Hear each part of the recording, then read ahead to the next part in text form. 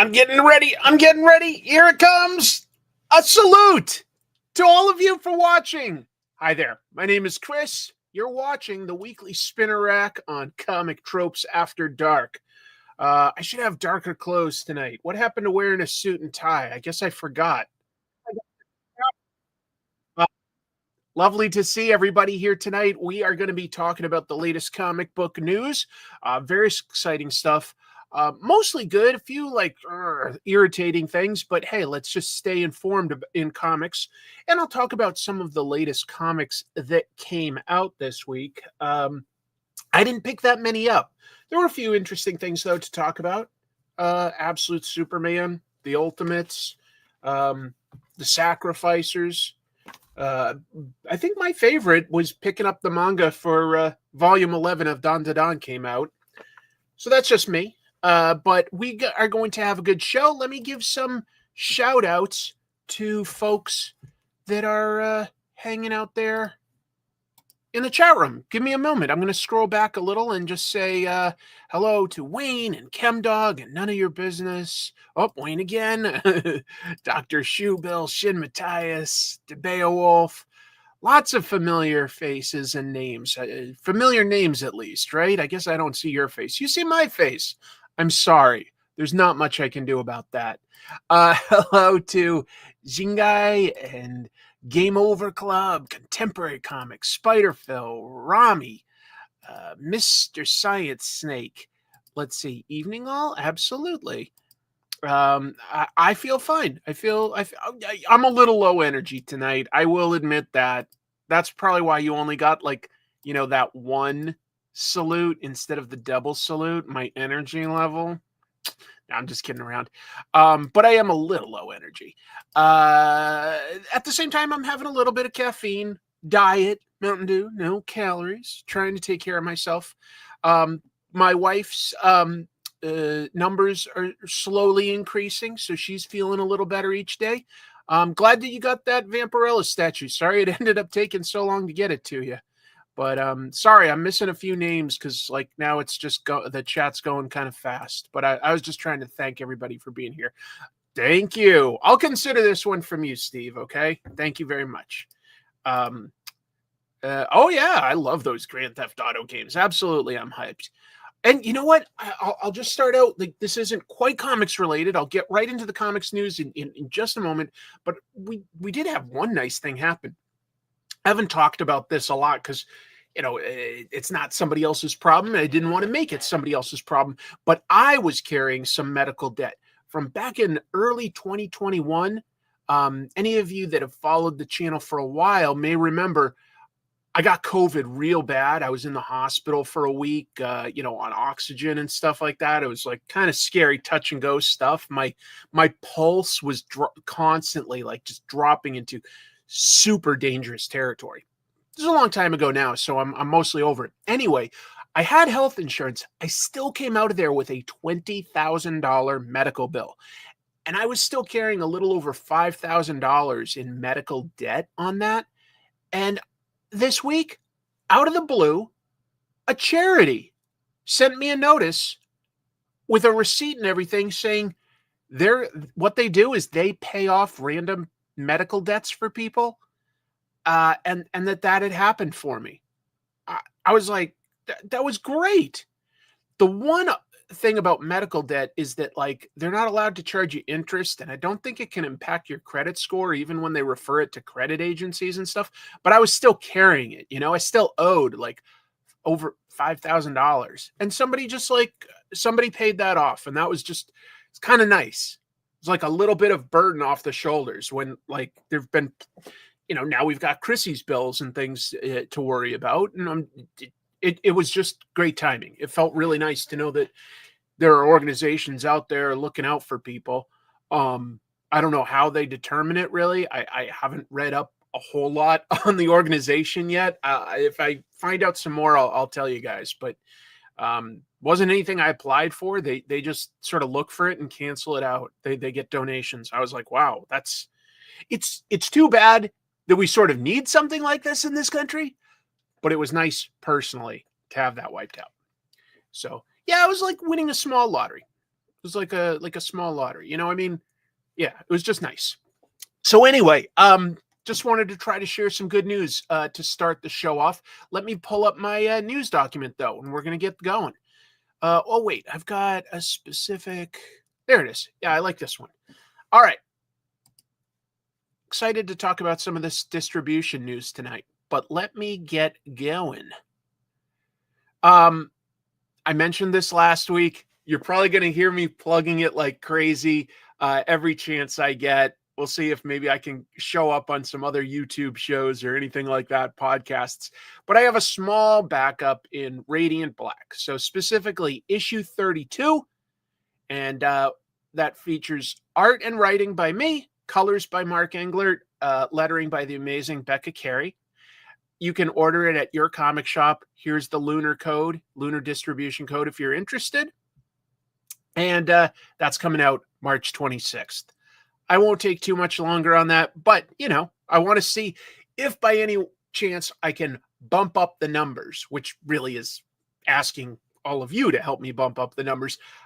I have to imagine it might lead to other opportunities, but thank you to Kyle Higgins for letting me do something fun and silly in the back. Very kind of you. It's a book I like, so it was all around just a good experience. Moving on. Artist editions, you know, those huge oversized books that Scott Dunbier pioneered at IDW, they will still be made. They're coming out through Skybound. If you ask your shop to carry it, like to order at least you a copy, that should help the numbers. That's all. They might order a minimum amount, but if like enough people are like asking for it for a special reason, that would stand out. Oh, Radiant Black is a superhero book. It's a lot to explain right now, but if you like things like Invincible or maybe Ultimate Spider-Man, I would say that there's some similarities to that. It's really good. Skybound is an Image thing.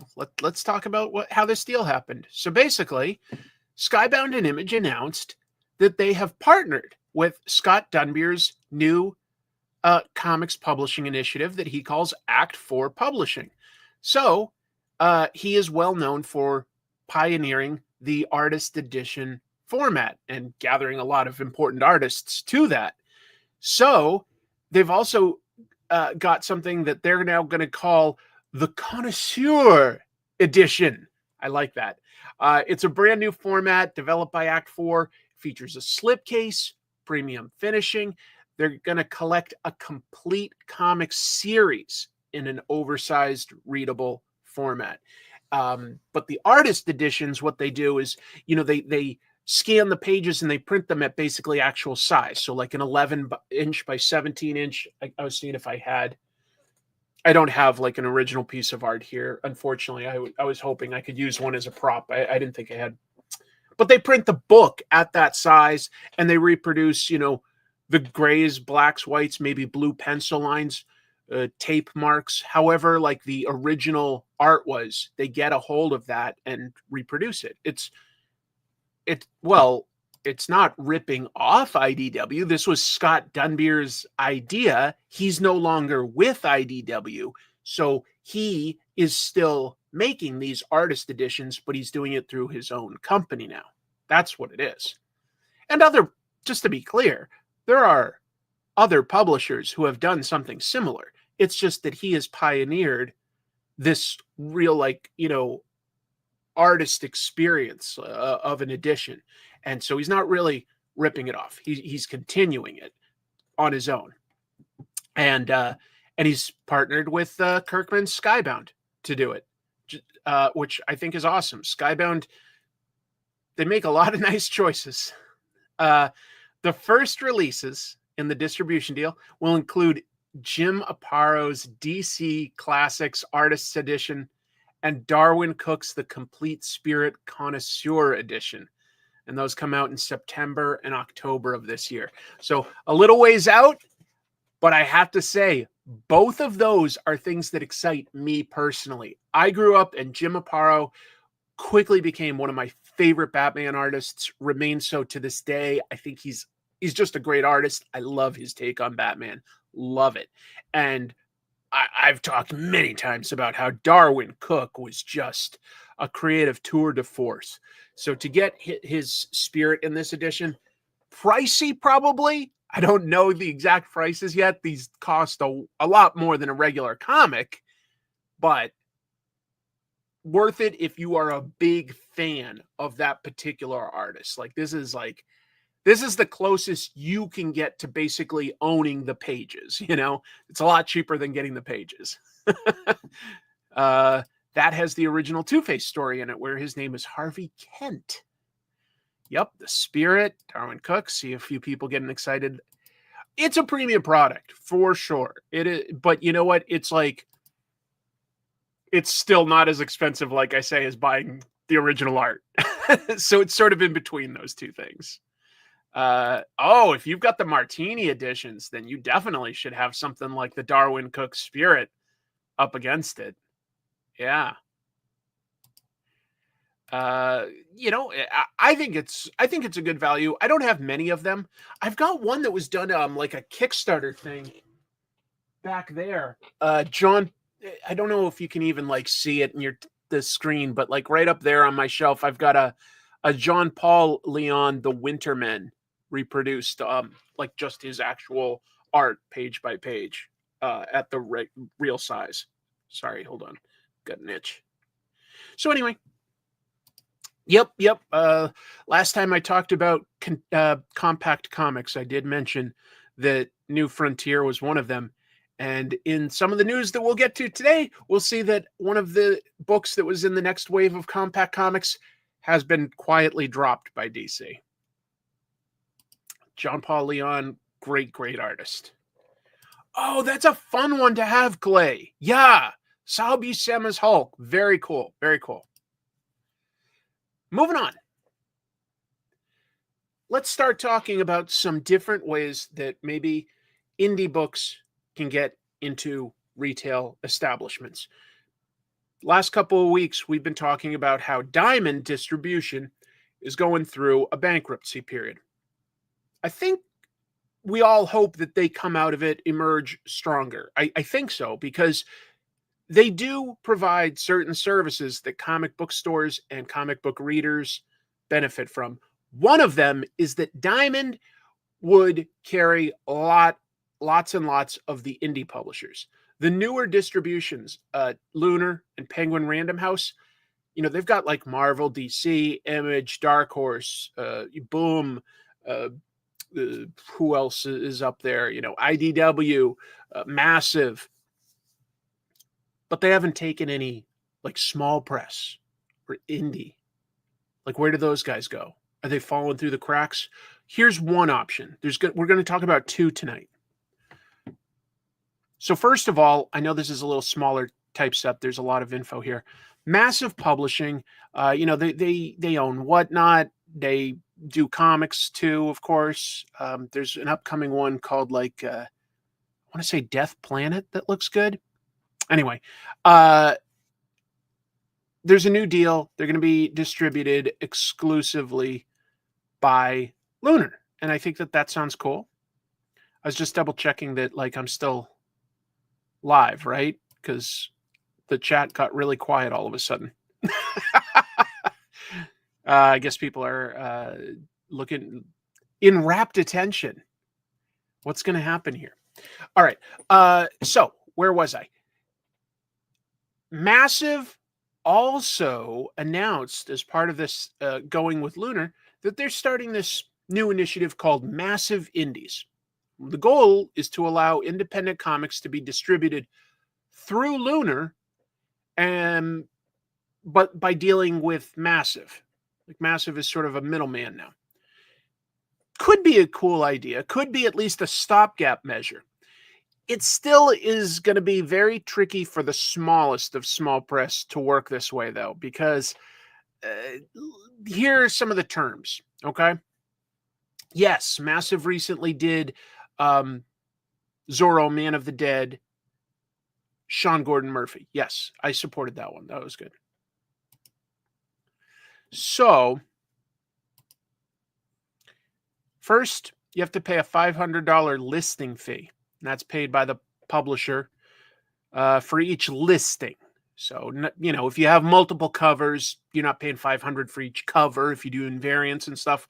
But for each issue that you're soliciting, you're paying a $500 minimum fee.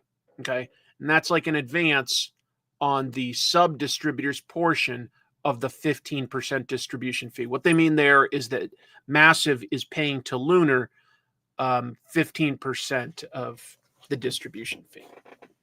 So anyway, the sub-distributor, that is, in this case, Massive, they'll retain a distribution fee on cover price for floppy comics, trade paperbacks, graphic novels, those are anything over 100 pages, mangas, and other book formats. Note, total 15% distribution fee with Lunar's own distribution fee is paid by Massive. They're just saying that they're fronting the money. Sub-distributor has the exclusive rights to list the publisher and studio's product at Lunar. So if you were an indie comic that went through this, you couldn't have a different publisher or yourself somehow sell it through Lunar. You could sell it through, say, Penguin Random House or maybe Diamond, etc. The publisher studio, the small press that's putting out this comic, they have the responsibility to produce, print, ship the titles to Lunar. And that includes that they have to make sure that there's a 5% overage in case copies are destroyed, and they have to have 5 complimentary copies for each issue's primary cover sent to Lunar. So, yeah. And they have to make at least 500 copies available for their primary covers. So that's the minimum order. That's the minimum order. You can't do less than 500 copies of your comic, and you have to pay that $500 listing fee up front. Might work for some places, might not for everybody, because there are some costs in there. Yeah, yeah, it is important. Chat gets really quiet when we're really into a topic. It's true. I've seen that. It's great. My impression is they're not doing this to make a profit. They want to help. I think that that's true. This would not be a massive moneymaker. So their hearts are in the right place, and it could help for a certain scale of small press or independent publishing. It could work for certain people. But if you're doing only 500 copies or less, that's going to be, hard to make money on something like this. So, but it's a cool idea. And then, of course, whoever is the person making this independent comic is responsible for making sure that, they've followed copyright, that they're legally in the clear and stuff. They're not putting any of that responsibility on Massive or anything like that. They're Massive is just assuming that you have your ducks in a row if they take you on. And finally, you're responsible also for designing the title elements, and that you can't put Massive's branding on it unless you talk to them and there's some specific deal. But generally, they're just saying that they're sort of going to act as a middleman because they've got a distribution deal. And if they agree to carry your comic, it just sort of goes into their workflow. And this is a way that it could get listed in Lunar's, guide of, hey, what comics are coming up next month that the comic book stores order from. So this is a way that independent comics could continue to get distributed if Diamond isn't assisting them.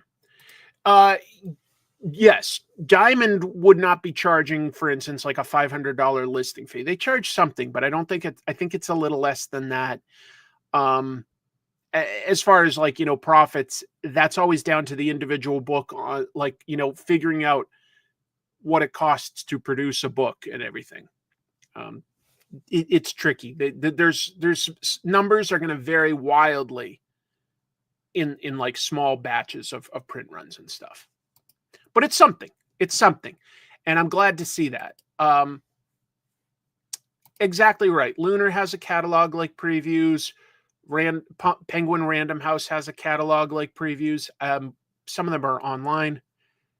Yeah. So Scratch Comics is there in the UK. He's like, hopefully we can find a way to get our books to the US stores.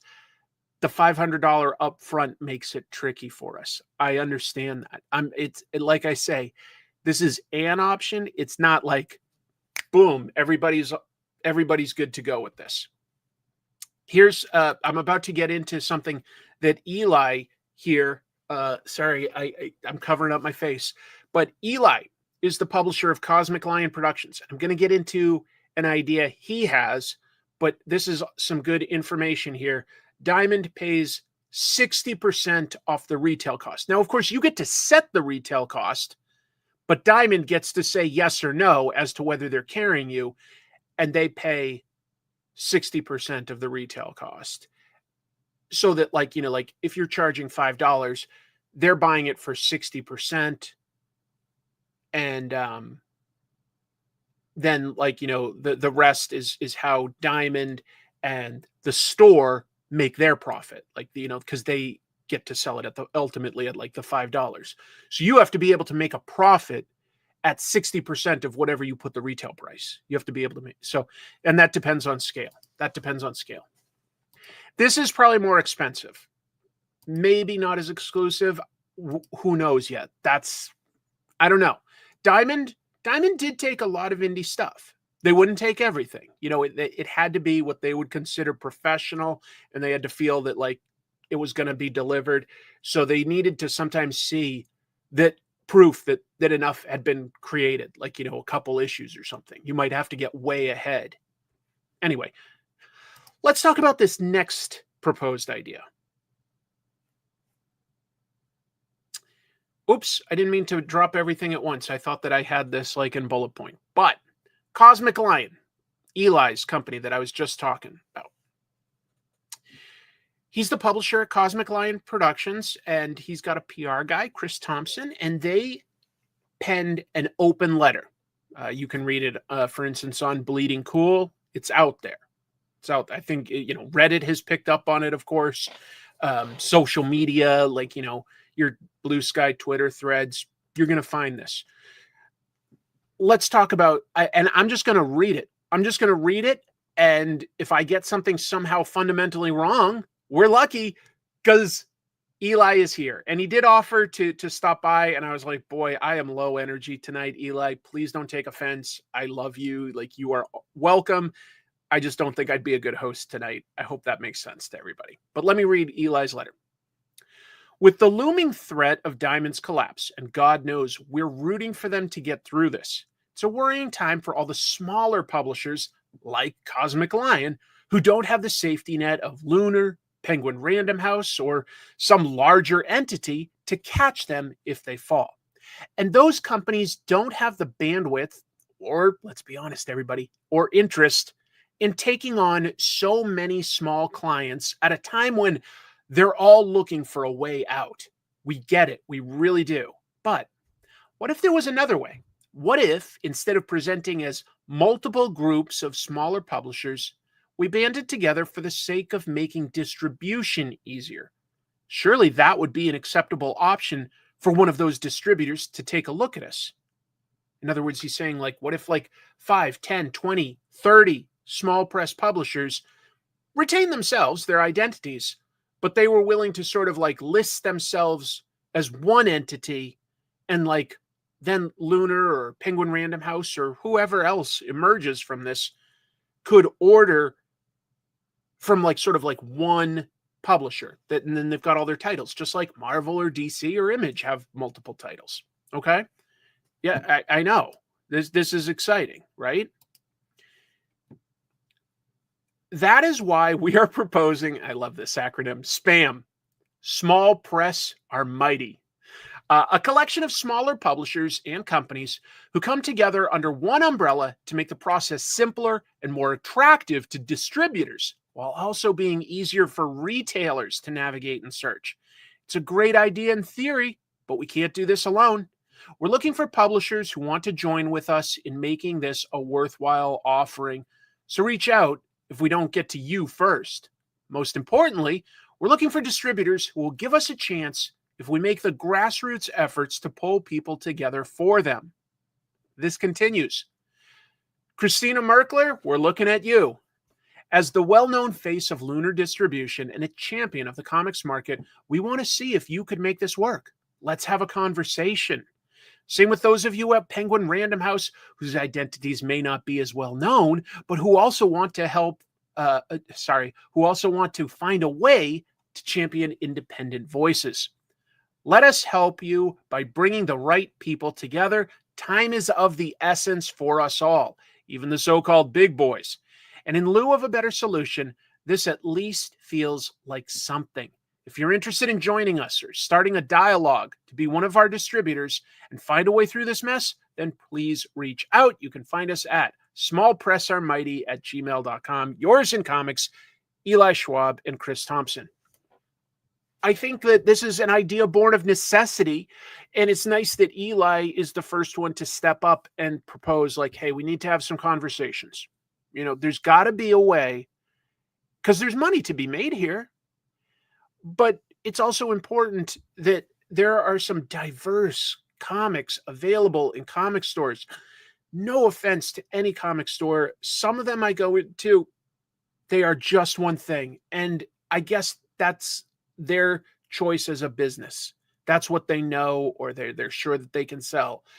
I go in there, and if all I see is Marvel and DC, I get bored, because I love some of those comics, but I like to read all sorts of stories. I like to discover new talent.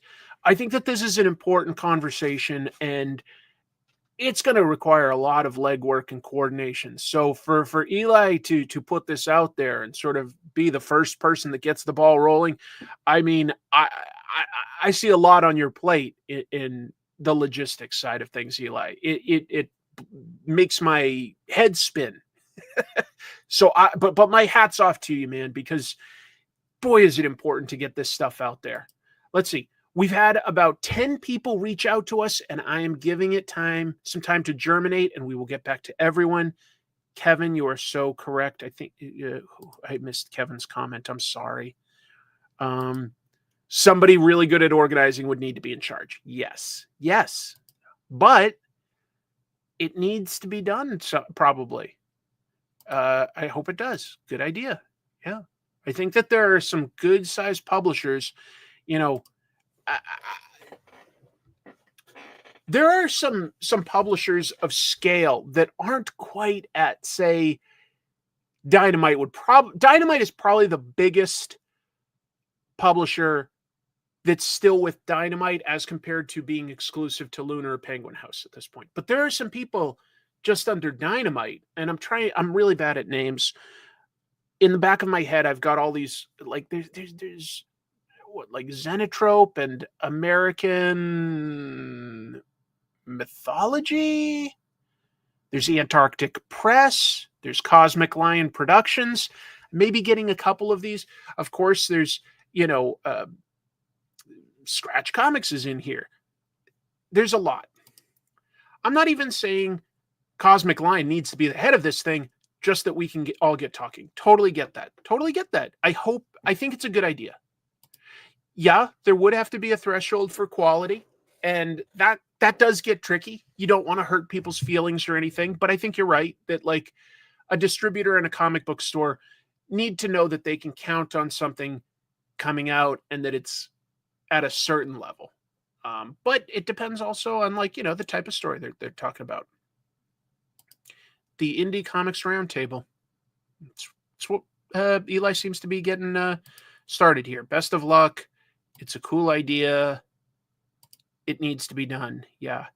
How about Small Press Allied Movement? Well, it's already out there. Yes, you're probably right about that. That's a great point. There would need to be some sort of a threshold, right? Because, yeah, you can't go like, we want to produce 20 comics, and you're like, yeah, okay, we're not going to list that. It needs, and I don't know what the numbers would need to be. You've got like a ballpark that you could work with, and that could be, let's just say this. There's a lot of variables that need to be worked out. The first step would be saying, are there enough small press publishers, and some of them would need to be established, that are willing to work together And then is there also, on the other side of thing, one or more distributors that are also willing to talk about that? Look, there's money to be made here. I think that you'd be surprised at how fast, if we cut off indie comics, how dry a comic book store will start to look. It'll look weird. So we'll see. Economies of scale for the comics is important. That's always been a challenge for indie and small press type things. You have to print at a volume that leaves the margins for shops to make money on, for distributors to make money on, and the creators. Yep, that's the trick. That's the trick. And you know what? Here's the one thing I'll say that's sort of a good thing that we have now, okay? And that is we do have options for things like crowdfunding, okay? It just means that then we have to figure out the logistics of shipping, and that becomes a cost in the overall production, and it becomes more work for the publisher of the comic. But at least there is that option, right? When I was growing up, your options were like two things, basically. You could print it yourself and take it to conventions. And that was always going to be pretty small. Or you could try to get in Diamond. And there were a couple other distributors, to be fair. For small press, there was like, does anyone remember Cold Cut distributors? Probably not. They were pretty small. And there were other somewhat bigger ones too for a while, but it was always tricky. And the one thing Diamond did well, they did a couple things well, to be honest. One, Diamond carries indie comics. Two, good for comic book stores, they carry merchandise. Easy place to order your t-shirts and your statues and your toys and get it to your store. Three, they could drop ship large amounts. They have a distribution center, Diamond UK. So if you don't have a distribution center, then it becomes insanely expensive to ship a batch of comics to all these different comic book stores. All of a sudden, the price on the comic doubles, and no one wants to pay that. But if you've got somewhere you could drop ship and then do the distribution, that works. And Diamond has that with Diamond UK. So Fantagraphics is part of something bigger, but they get like bookstore distribution. I'm probably going to go through like Kickstarter, most likely. Yeah. Look, I just wanted to put it out there, folks. It's a little bit scary because what if Diamond can't get through its bankruptcy? What happens to these indie comics is the biggest question, I think, in my mind. But here's at least two options for a way forward. Two options. And that's pretty good considering how fast things have been moving. That's pretty good.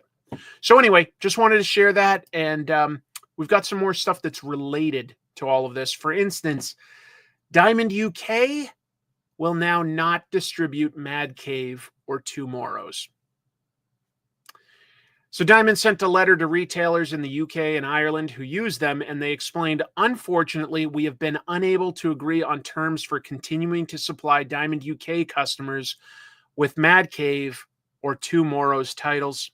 And due to this, all outstanding orders for their titles will be canceled. You will find a record of these canceled orders at the top of your future UK invoices. Thank you once again for your continued support you've shown during the past few weeks. And unfortunately, I don't have more details as to how that fell apart or why it can't work right now. From everything I understand, Diamond UK is a profitable division of Diamond, just like their Alliance, I think it's called game distribution, is also profitable, whatever they call their gaming distribution.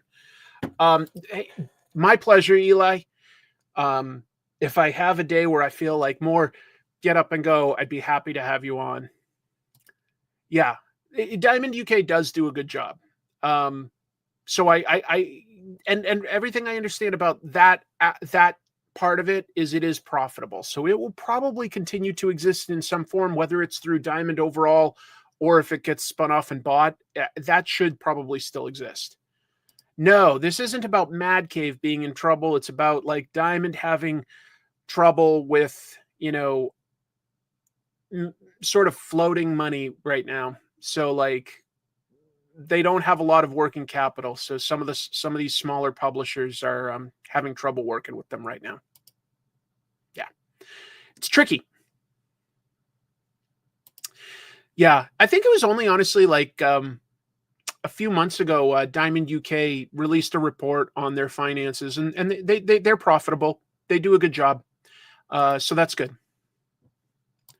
What are my thoughts on internet personalities that start making comics and build their own business and usually have their own websites to order comics?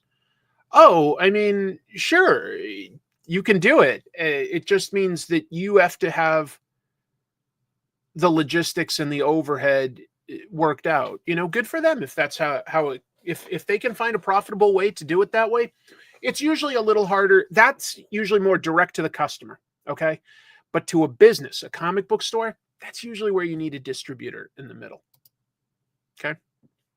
Mad Cave has been doing some cool stuff lately. You know, I give them props for the creators they've gotten on board to do books like, you know, The Phantom and Flash Gordon. I like Dick Tracy quite a bit. I think their Dick Tracy book is good.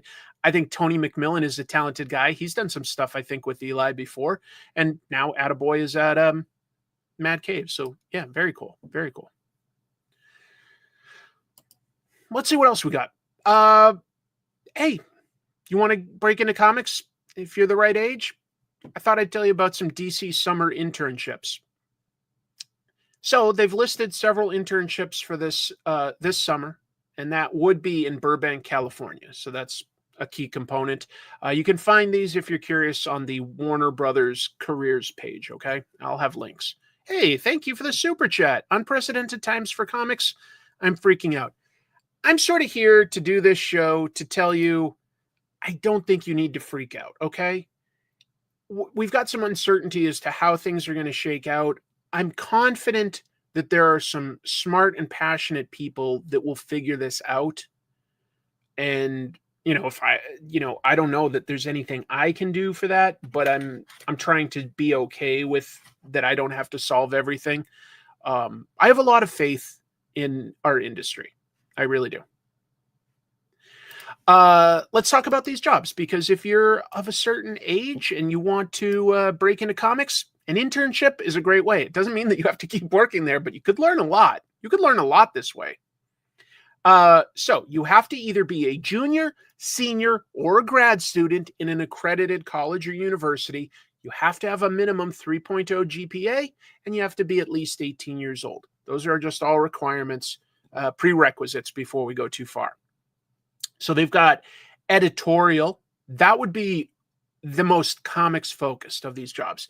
And I say that they've got beginning and end of summer periods, as in it's not like all summer. They do something like, I don't know, April through June, I want to say, and like July through September, something like that. I don't remember the exact dates. You'd have to read up on what the responsibilities are and the job duties and requirements.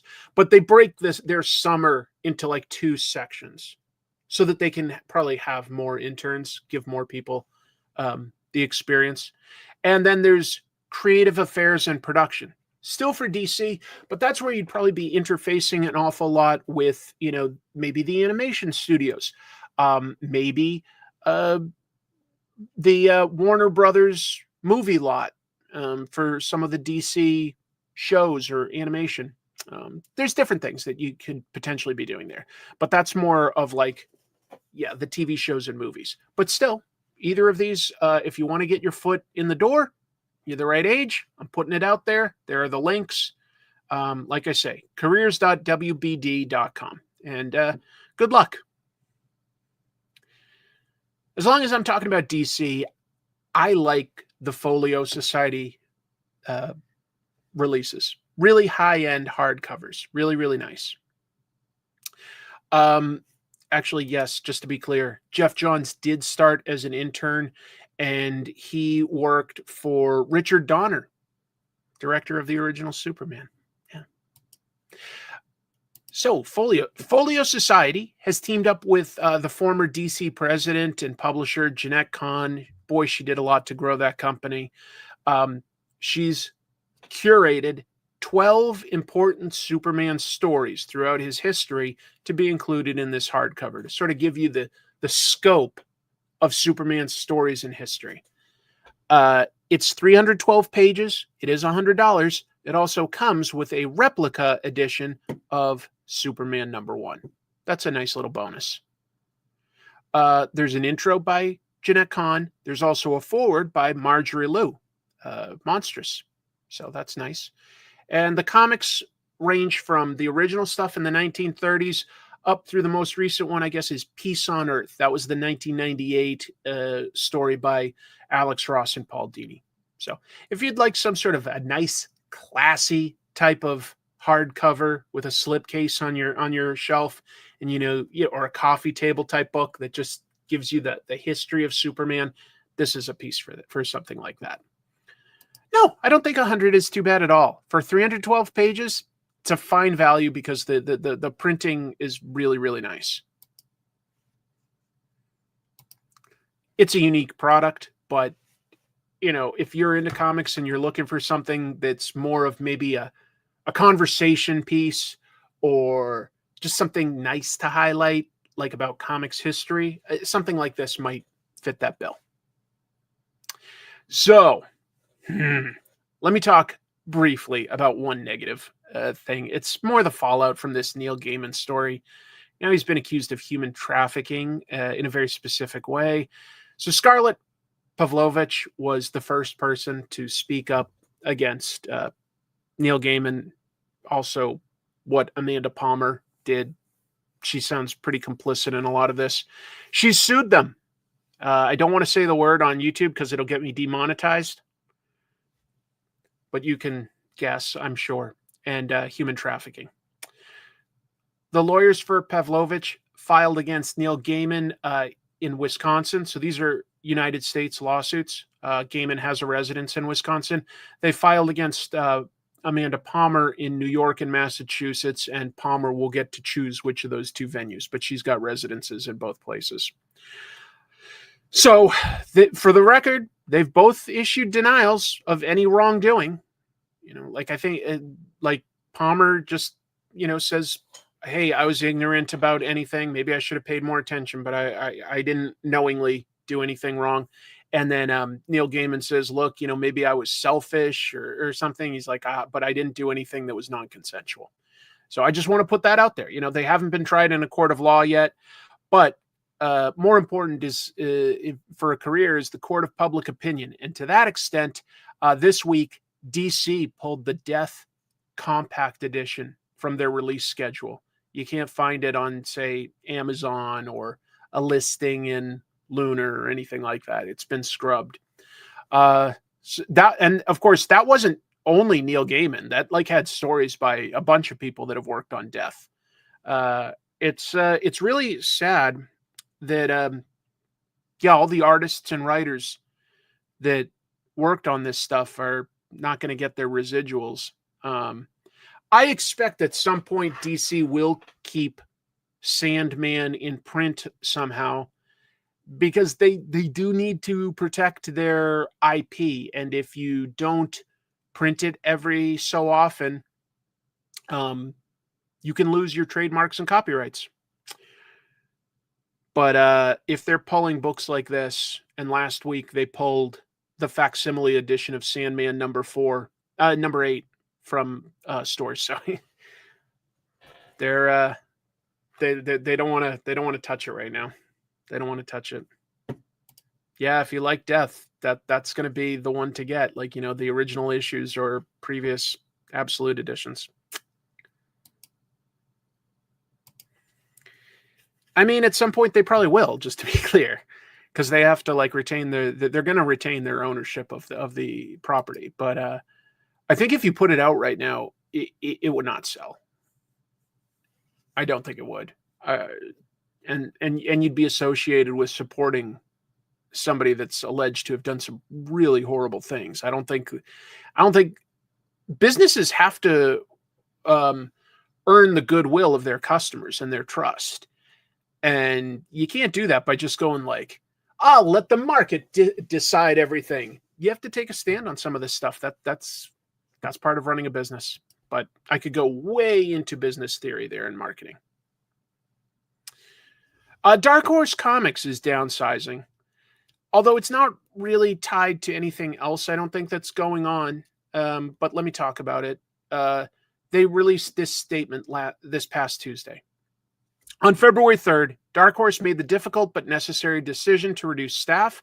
After experiencing a period of significant growth, we find ourselves needing to take steps in response to increasing overhead, changing market conditions, and external economic factors. We've begun to streamline all areas of the company in order to continue producing the quality content and products that have been our trademark since day one. Again, this has been an extremely hard decision and not one taken lightly. We appreciate the dedication, commitment, and hard work of our colleagues and wish everyone affected success in their future endeavors. Sounds to me very much like something a lot of companies do, and every once in a while they just have to restructure to make sure that they are keeping their overhead as low as possible. Too bad.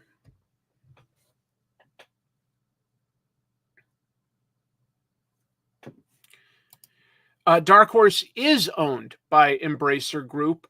They were bought 3 years ago now, and Embracer is basically this conglomerate in, I want to say, Sweden. They own a bunch of video game stuff, video game publishers and stuff like that.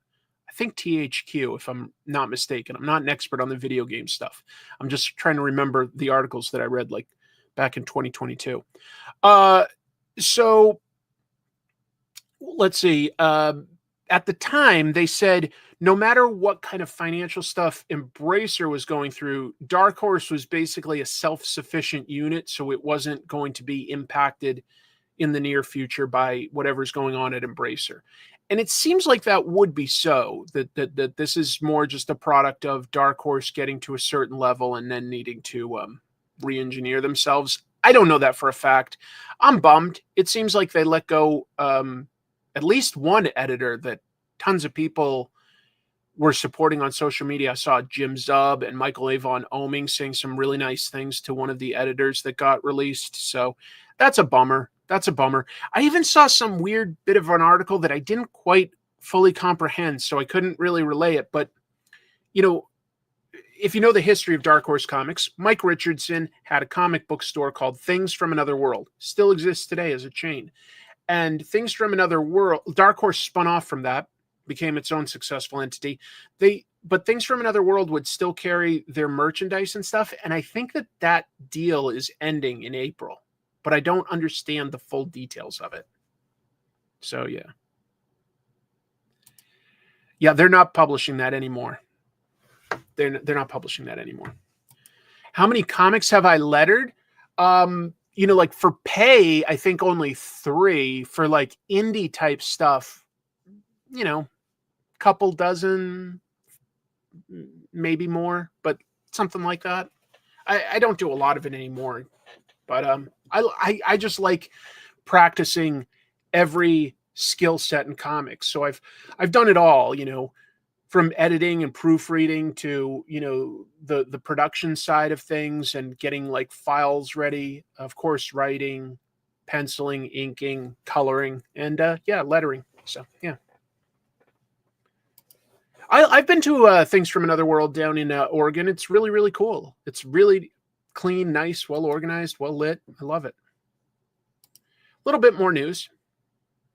DSTLRY has this kind of crazy new Remarque system. And if you don't know Remarque, probably a bunch do, but not everybody. Remarques are what it's called when like an artist draws a little something on the cover. I did that for a certain tier supporting my Vampirella cover through Dynamite.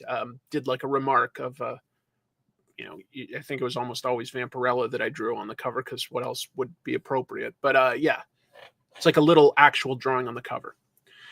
So listen to this. DSTLRY does release print editions of their books, but they also release digital versions. And these are not necessarily NFTs, but they are able to be sold and traded, but explicitly within the DSTLRY sort of digital reading app and store.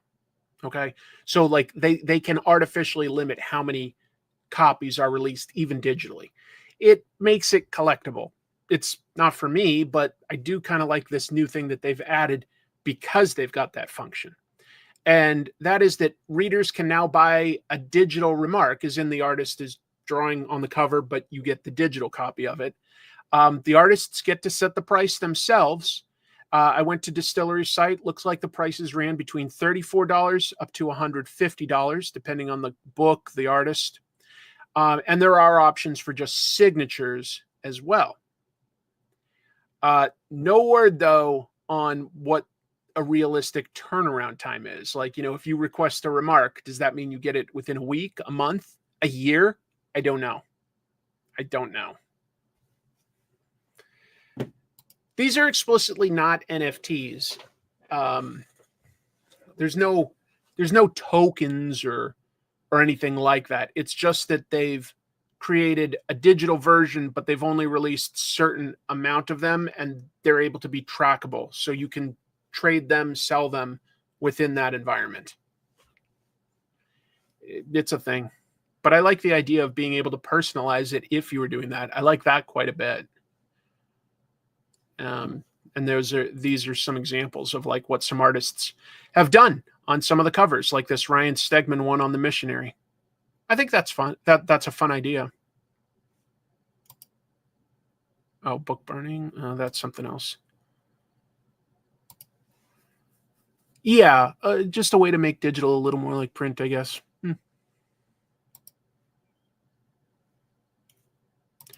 I like a lot of DSTLRY's books. I've never even really looked too deep into their digital stuff.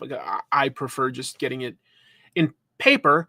But if I'm remembering right, the digital versions, I think, initially do sell for less. So that's something. Oh, that's a weird way to have done. Okay. Popular manga is getting a release in English. I have been going to Japan for several years, and I've always seen that this book, Kingdom, super popular there. And I was like, why hasn't anybody picked it up? Well, somebody finally did. Viz Media, who else?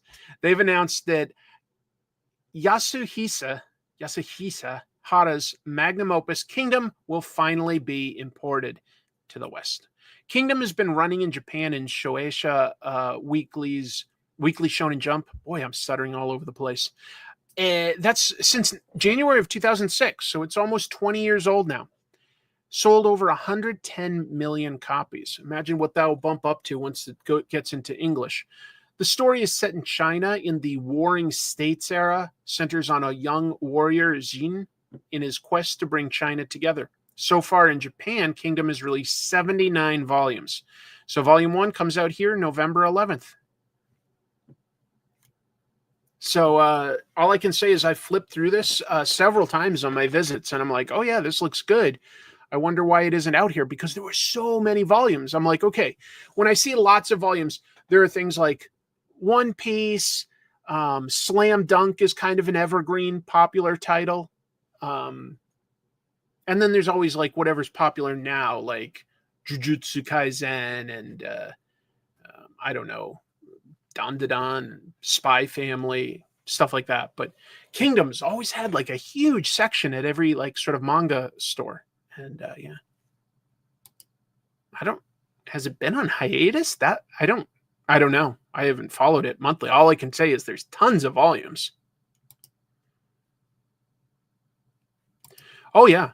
And it's set during a real period, So anyway, just super popular over there, and it's finally coming here. That's all. Yes, you're right. Chainsaw Man and My Hero Academia are both also super popular titles right now. Let's see. What else? Almost done, but I wanted to point out that there's going to be a Will Eisner exhibit at the Philippe Lebon, or Lebon. I don't know how to pronounce his last name, but his gallery in Chelsea. During New York Comic Con this last year, I went to that gallery for the Mike Mignola exhibit and got to meet Mike and his wife and talk to them for a while. Great gallery. It's a whole street full of nice galleries, but this gallery focuses a lot on comics, which is really cool.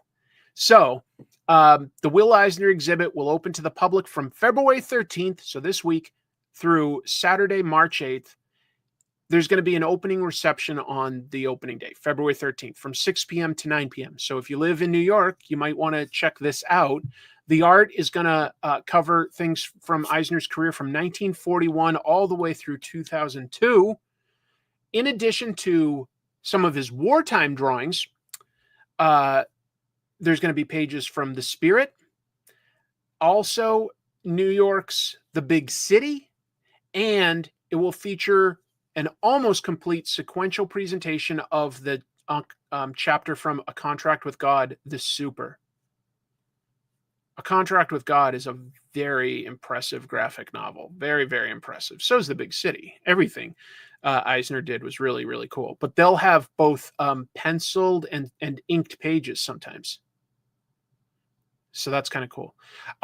Here's the address for the gallery. It's on West 24th Street. Open Thursday through Saturday, 10 a.m. to 6 p.m. So 3 days a week. I recommend stopping by if you can. If you're in Jersey or New York or something like that, I would make the time to go see it. Who remembers We Stand on Guard? I love Brian K. Vaughan. I love Steve Scroce.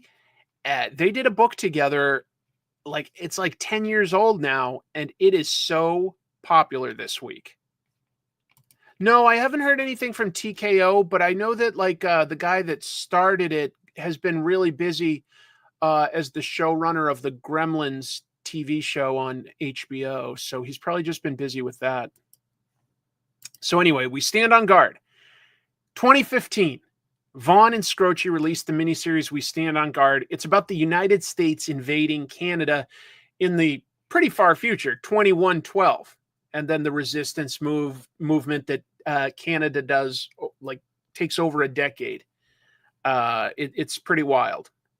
It's a 6-issue series. It's been collected, of course, into both soft trade paperback and hardcovers ever since then. Well, this week, Image noted that orders piling up this week exceeded total sales for the title in the past year. So basically, with all the stuff of our president threatening strange tariffs and making, I hope, jokes about turning Canada into the 51st state, that all of a sudden people are very interested in exploring this sci-fi idea of a U.S. invading Canada. So, two great creators, though. It basically means that I bet that those back issues will also become valuable. They're going to have to reprint real soon. So, isn't that wild? Isn't that wild that all of a sudden... Oh, I should also point out, while the book is selling very well in America, it's selling really well in Canada. In Canada on Amazon, it's number 2 in tons of categories, sci-fi graphic novels and stuff like that. That's where it's really selling right now. But yeah, you can't go wrong with it. It's a cool story. Last piece of news, just real quick. Rob Liefeld vowed again to never work with Marvel. I'm just summarizing this real quick. If you really want to hear it, you should listen to his Robservations podcast. On his podcast last week, he had a lot to say about how he feels he was not treated well for the Deadpool and Wolverine movie. He talks about how his family and he, were invited to the red carpet of the premiere, but not invited to the after party. And he felt that was done to diminish him and diminish his contributions. He made claims that Kevin Feige is not good to creators. And I feel like that kind of stands in sharp contrast to the fact that, they flew him out to the set. They've flown out a lot of creators to the Fantastic Four set recently. They could do more for credits, but they do a good amount. It's not perfect. I'm not giving them a pass, but it's a little weird. And then this week on his podcast, because he's talking about Marvel Team Up, issue 5 comes out this week, and that's the last book he says he'll ever do with Marvel again. I'll give Liefeld credit for this. He does have some good points in his critique of Marvel. He talks about how they have way too many variant covers and it crowds out the shelf space and confuses the readers. He talks about how they haven't created an original, as in non-derivative character, since basically Cable. And I'm like, yeah, that's kind of true, to be honest. That's kind of true. So he's got some very good criticisms. And then he mentions that Marvel also held up issue 5 of Deadpool Team Up because he drew this likeness of himself. And I guess Marvel took a while to approve it. But this is how Liefeld looks, according to him. I don't think that looks like him, but whatever.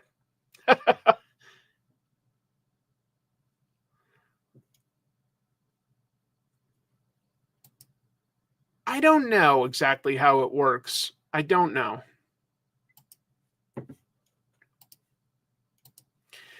That's that news. Let me add another camera real quick, and we're going to just take a quick look at some of the books that came out this week, some of the comics, and then maybe I'll draw a little too, because this episode's going by kind of quick, isn't it? Because I don't have a whole lot to say, honestly. Even like I didn't pick up too many comics, and I don't have a whole lot to say. I've got a few things like, but I don't think I have strong recommendations for the comics that came out this week. To be honest, I don't think I do. Let's see. I'm just adding. Well, that's strange. Oh, there it is. There we go. Yeah. Let me move something here. Whoa! Thank you, Das Brick. Oh, that's coming at a really helpful time, because Chrissy and I did get some big bills for her stuff. Feeling okay. Last week, I'll be honest. Last week I was doing not great. I was feeling pretty overwhelmed. I've been sleeping bad. Chrissy thinks that I was basically traumatized by everything that happened last week, and I'm like, yeah, maybe I was. I don't know. I was really depressed this past week. But I'm doing pretty good today, just to be clear. I don't want to scare anybody. I really don't. But yeah, I was having some like dark thoughts. I'll say I didn't take any steps to do anything dramatic or anything to hurt myself, but I was even like remembering, and I went back and I found like 2 episodes of comic tropes I had made like within days of like past suicide attempts. Oh, I'm not supposed to talk about that, I don't think, on YouTube. Whatever. I don't care that much. So I was pretty depressed last week, but I'm feeling good this week. I'm feeling good. Let's see here. So do I have much to say about this? I have an observation in general.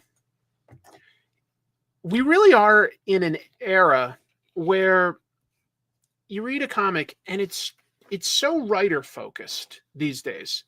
And by that, I mean, like, here's a page that's really reliant on dialogue of interviewing all these different people, and then I get to this and I'm like, okay, like there's a page of action with not too much text. So you kind of read through it quickly, which you should for like an action scene. You should control the pace. And then it slows down again here. And I think that Jason Aaron knows what he's doing. He's controlling the pace in a certain way. But I don't think you really get too many pages like this in manga. And I don't think you even get that many in most European comics either. Like, American comics can really be verbose sometimes. Like, this is just a conversation between Lois and her father. And that's important. But it's a lot too. And it kind of slows down the reading. And I feel like sometimes I don't get to focus as much on how good the art is. Like right now I'm talking to you and I'm not actively reading it. So I'm looking at the art and I'm going, yeah, this is good artwork. It legit is. I like what Rafa Sandoval is doing. I think he's got expressive characters. I think he has extremely believable backgrounds. It's not that it's cluttered with texture, but it just has real good construction. Like, this looks like an active slum of sorts. I think that that's good drawing. But I just wish that there was a little bit more action in the comics. And I think that that's always been a thing in comics, in American comics, okay? Stan Lee was certainly a verbose writer. Look, Spider-Man's coming through the window. What's up, everybody? Your favorite neighborhood wall crawler's swinging through the window. I wonder if J. Jonah Jameson is noticing that I'm swinging through his window. A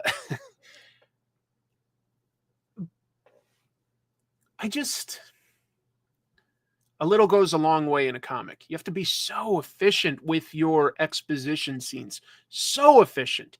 You have to be really efficient with exposition in movies and TV because it can get boring and distracting sometimes. You usually have to put it in an interesting location or have something interesting happening, like have the character doing some business. Maybe he's tinkering on a car. Maybe there's a fight scene going on in the background, or they're having a hilarious conversation, or it becomes hilarious because they're having it in a bathroom and some guy in the background's farting. These are all things that can make a dialogue exposition scene not boring. And you can also have a great actor that has gravitas and charisma when they deliver it. You don't have all of those things. You can have witty dialogue, and you can have, but you go through this, and dialogue controls the pacing. Dialogue controls the pacing at least as much as the art does when you've got this much. And it just felt like it was kind of a lot in this. Like, I just felt like it wasn't quite going at the pace I want it to be going, because there's sort of like, there's a fight and there's like, different things happening with the peacemakers and, the general population. Superman is only in this one very briefly as well. That's okay. It's just that, all this dialogue kind of like slowed it down quite a bit for me. And I felt like I was really like reading, and I'm like, you start going like, well, where is that line between a novel and a visual? Where is that line? This is a fair observation. Yes. Oops, did I not highlight it? There we go. Issue 4, that's this one, does feel more dense than earlier ones. I'm not complaining per se. I'm not. This is a bit of an observation. I just also would say that, like, of the first 4 issues, I was a little less emotionally invested in this because I didn't feel like I was being brought along for a ride. I felt like I was getting through some busy work. There was a print ad for the Puppy Bowl on the back. Yes. Superman and Crypto watching the Puppy Bowl. Very cute. Hey, here's one that I might... this one I liked more. Ultimates is cool. It's not my favorite issue of the Ultimates, though, I will say that. This is a story of, Iron Man gave access to a bunch of people that were supposed to be superheroes, their catalyst that should give them those powers, because in this universe, a supervillain manipulated time and prevented superheroes from being created. Okay, so Iron Man is trying to right that wrong. And this is about Luke Cage in prison, Power Man, and it jumps back and forth between different years that he's been incarcerated. The cool thing about it is it does still move at a good pace, even though it's jumping back and forth between time periods. And you come to realize that he did accept his powers and willingly stayed in prison to fight back against a corrupt system, a system that the supervillain Maker had sort of put in place. So this is very much sort of a one-off story about Luke Cage, and I found him very likable, actually. Now, having a character willingly stay in prison can be dumb. See my episode on comic tropes about number 711, who was a prisoner who willingly stayed in prison when he wasn't even guilty, and he would tunnel out every night and fight crime and then tunnel back in and willingly like live in prison.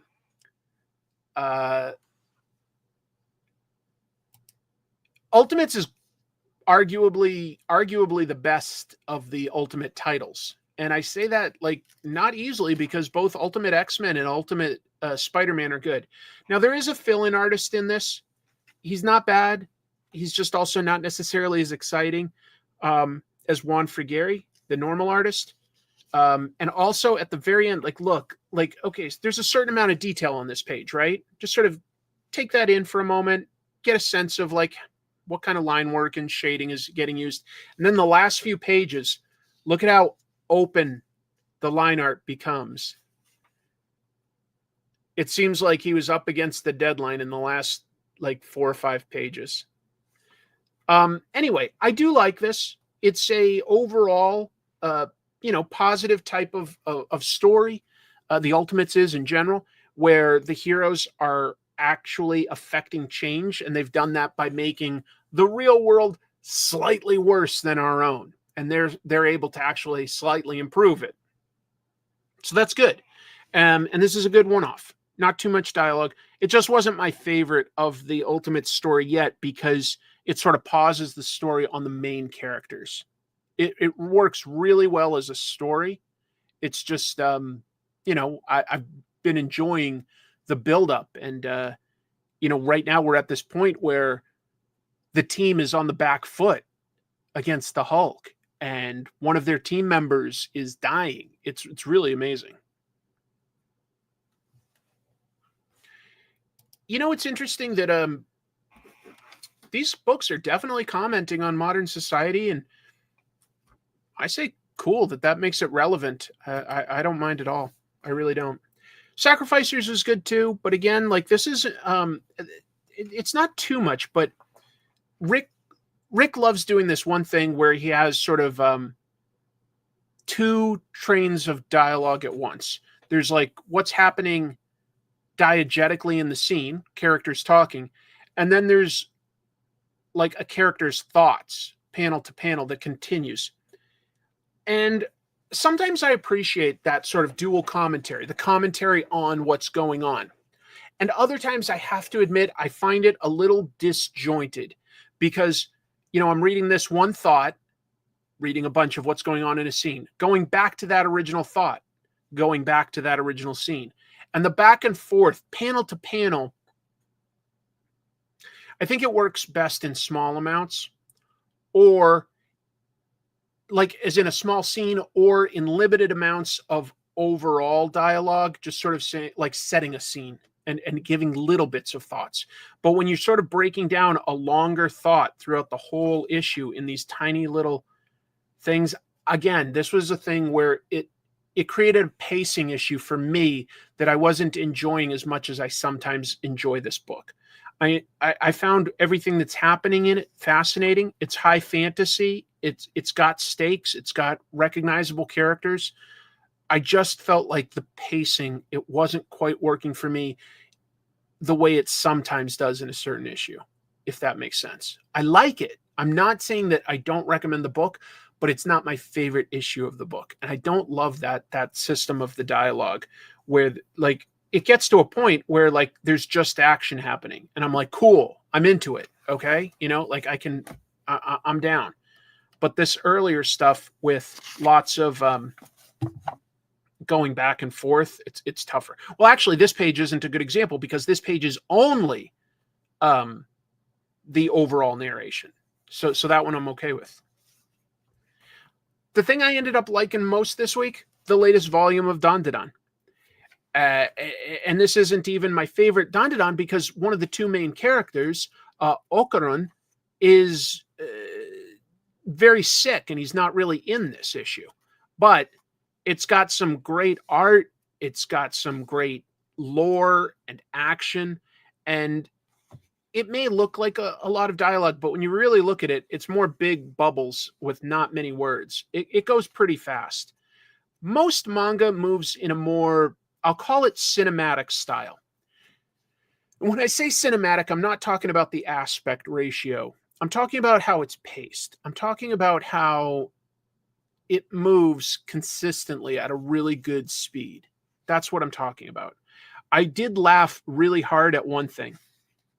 So in this, the main character is Momo, and this is a super damaged alien, actually, that has been causing her a lot of trouble, but they now have a common enemy that's even bigger, okay?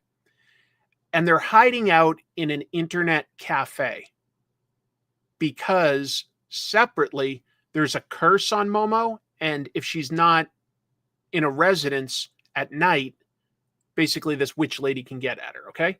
That's all that's important for this. So, a clerk gets possessed by that witch and checks on them at one point, because there's only supposed to be one person, okay? There's only one person. Let's see.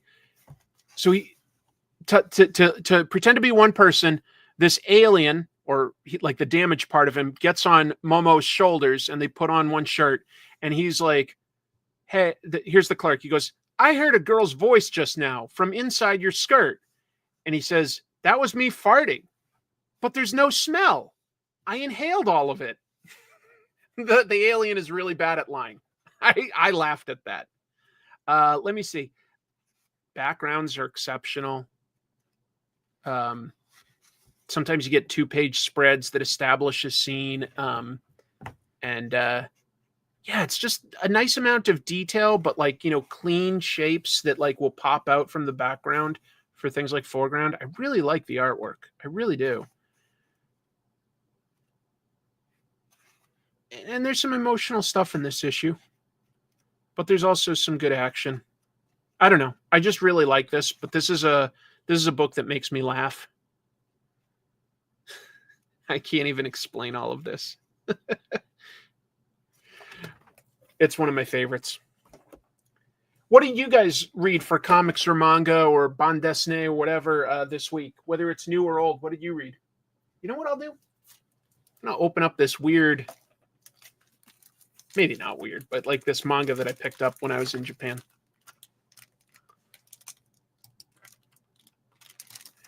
Western comics cram more time into single panels. Yes. Yeah. I agree that that's definitely a thing. TMNT, yep. GG is great. I agree. You started Blame. Okay, I've heard that, but I haven't read it. Oh, Monster Piece Theater. I finished that too. Very, very satisfying. Very cool. I mean, it was Godzilla against all the Universal monsters, essentially. That was cool. Ian also says TMNT. I read that last week. It was good. Oh, cool. Congratulations. Yeah, Superman, Madman. Very good. Very good. I've heard. Okay, Kaya. The store that I went to was sold out of Batman Off-World, so I didn't get the final issue yet. I do want to finish it. I'm a big fan of Doug Monkey. In fact, I've been rereading his original The Mask stuff at Dark Horse. We were talking about Dark Horse earlier. It goes back to like, I want to say 86 or something like that. What else? Poison Ivy, Fantastic Four. The More Miracle Man run. I loved it. Ultra Mega. Monster Piece Theater was so great. Moon is Following Us. Yes. 100 Ghost Stories That Will Lead to My Death. I don't know that one at all. That one's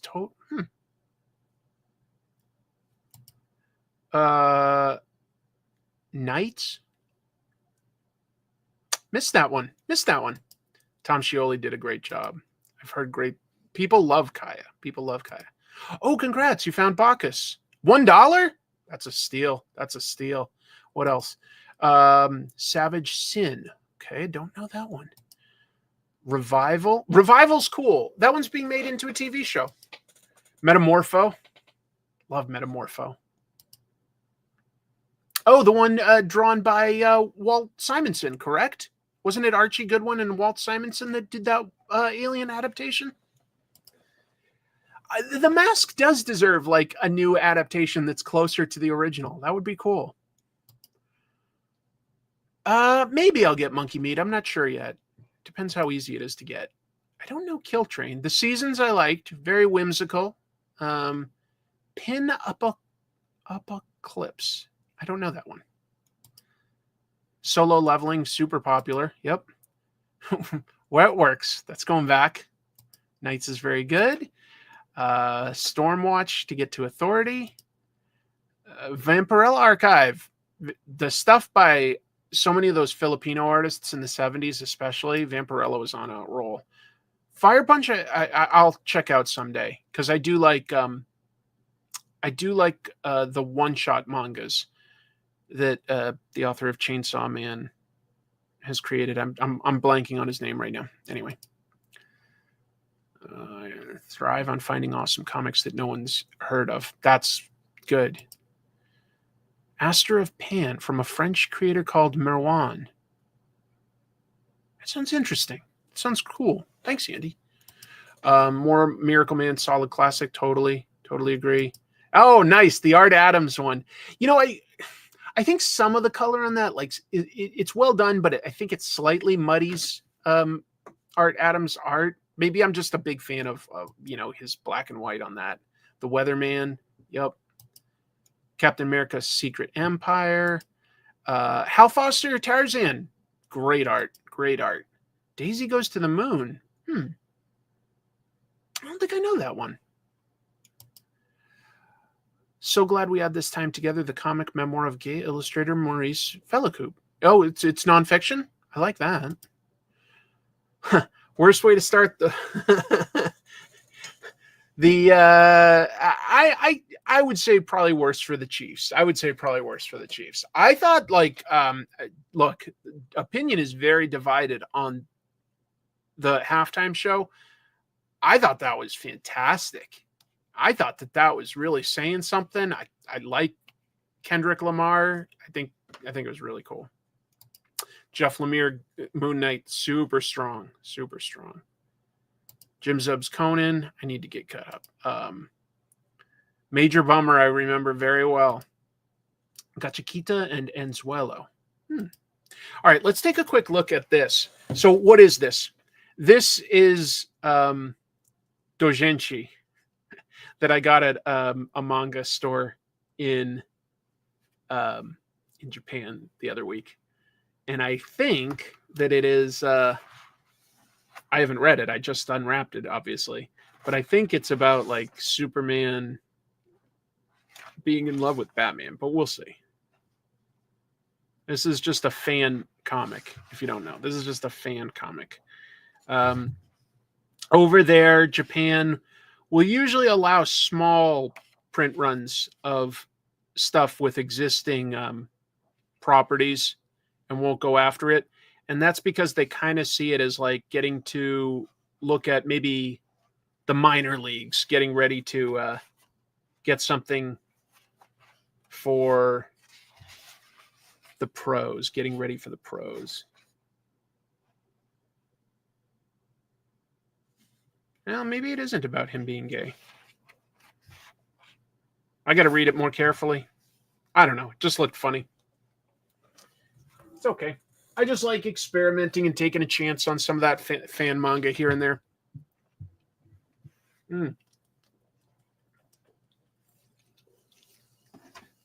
Did Taylor Swift get booed?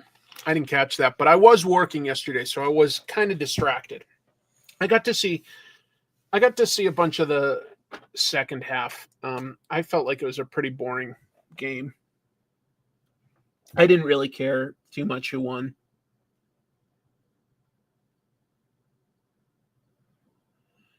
I've just been pecking away at this fan art piece of War Machine and Blade for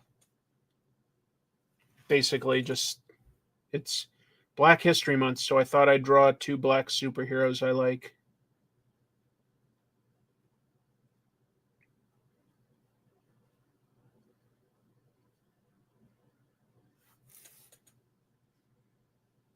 If that makes sense.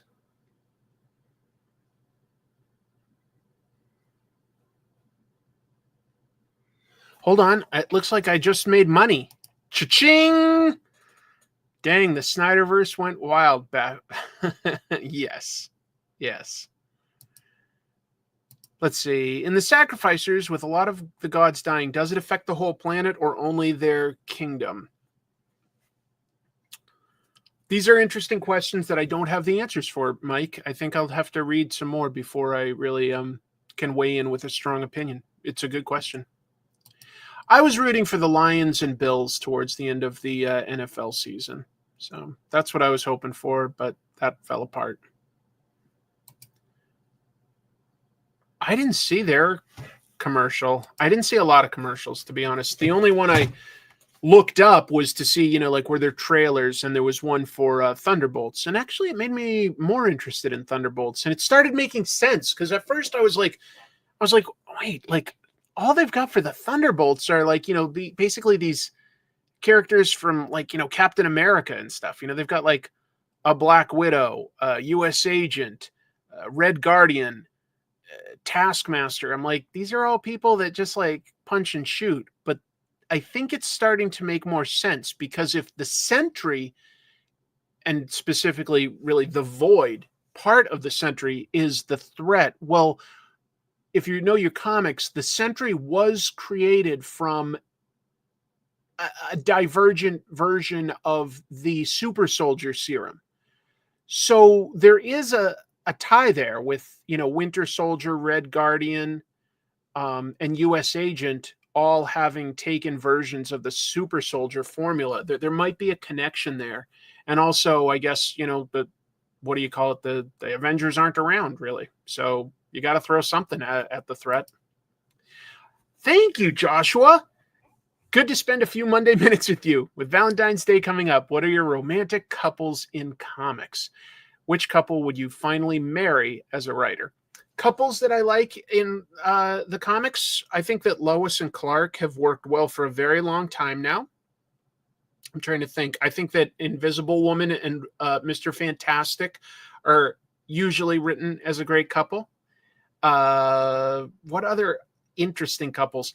You guys heard me talking about Dandadan. I mean, that's just teenagers that are starting to sort of like fall for each other. But I do like that. The couple of Ken and Momo. Adam Eve and Invincible is a more recent one. Yep. What else? Oh, yeah. I miss them because, Saga's been going so long since we lost Marco. But Marco and Alana were really cool. They're really cool. I did see one commercial I just remembered from the Super Bowl. I found it on YouTube. One of the funniest commercials I've seen in a while was the Tim Robinson and who's his friend that he did Detroiters with? Sam. I'm so bad at names. Tim and Sam made a really funny one for Totina's Pizza Rolls, where there was basically an ET knockoff. And they did a follow-up to that where like the alien gets smushed to death. And God, Sam Richardson, thank you very much, Dow. I appreciate that. Yeah. Oh, Mr. Miracle and Big Bart are an interesting couple. That's a good one. That's a good one. I'll be honest. I like Peter and MJ. I never considered them a classic couple the way a lot of other people do, just because I was reading the comics just before they got married. And, Mary Jane had not been the serious girlfriend of Peter for quite a while, actually. It was Black Cat. And then in the comic strip, the daily comic strip that Stan Lee did, he decided he wanted to get Peter and Mary Jane married. So Jim Shooter and he were like, you know what? Let's have the comics match it. We'll do it at the same time. The timing got borked, but they rushed it. They rushed like Peter and MJ back together. And I thought that they were a good couple. It works for me. I believe that they care about each other. But in other words, it wasn't like they'd always built that up, that she was definitely like the one for Peter, if that makes sense. Like they had Felicia Hardy be the serious love interest for quite a while. And then all of a sudden they rushed into MJ coming back and getting married. So if you sort of just grew up with like, well, they were like, the couple when I was together. Yeah, they were together for a really long time. but they sort of had like rushed them back together. It was a little weird.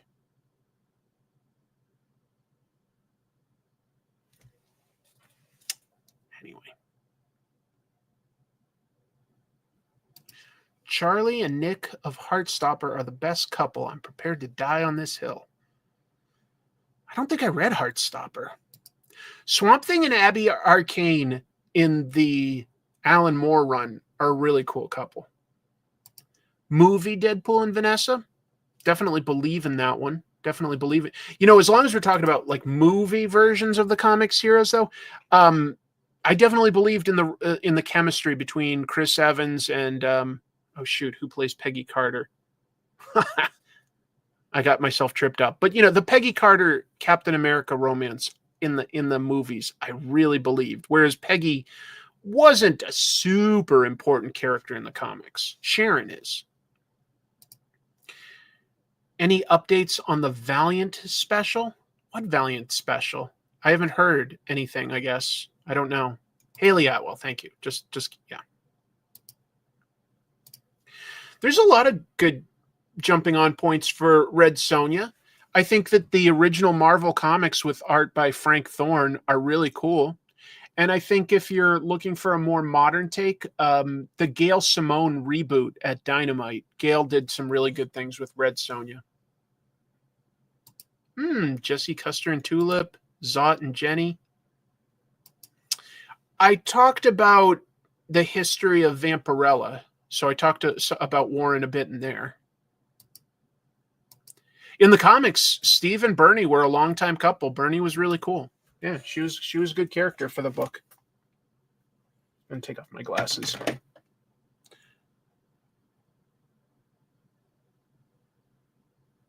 Oh, so I'm back from my trip, and Jim Mafood is back from his. So we've talked, and folks, you'll never guess the movie that Jim is having me watch. You just won't. I thought he was messing with me, but he has chosen a very unique movie for us to cover on the next Trash Movie Bonanza, and I won't give it away, but he wants there to be a special guest too. So this is very much a Jim idea, and I support it 1,000%. I'm excited to do something very different for Trash Movie Bonanza. And I think you guys will like it. And then I've got a bunch of weird movies that I want us to watch as soon as we do something that Jim chooses. Want to be fair and make sure that we both get a say in what kind of weird stuff we make the other guy watch. Jim has very eclectic movie tastes, and that's why I'm glad I'm doing a strange movie review show with him. But I think you guys will like it. I really do. Thank you. It's not Mitchell, I'll tell you that. You'll never guess it. You'll never. Jim's really nice. He's really cool. He's really cool. An MST3K riff. Tell you what, if Trash Movie Bonanza ever really takes off, we'll have a panel someday where we'll play a bad movie and our mics will be turned up louder than the movie so that we can just talk. Oh, probably, yeah. I mean, anything's basically fair game if we think that it fits. Yeah.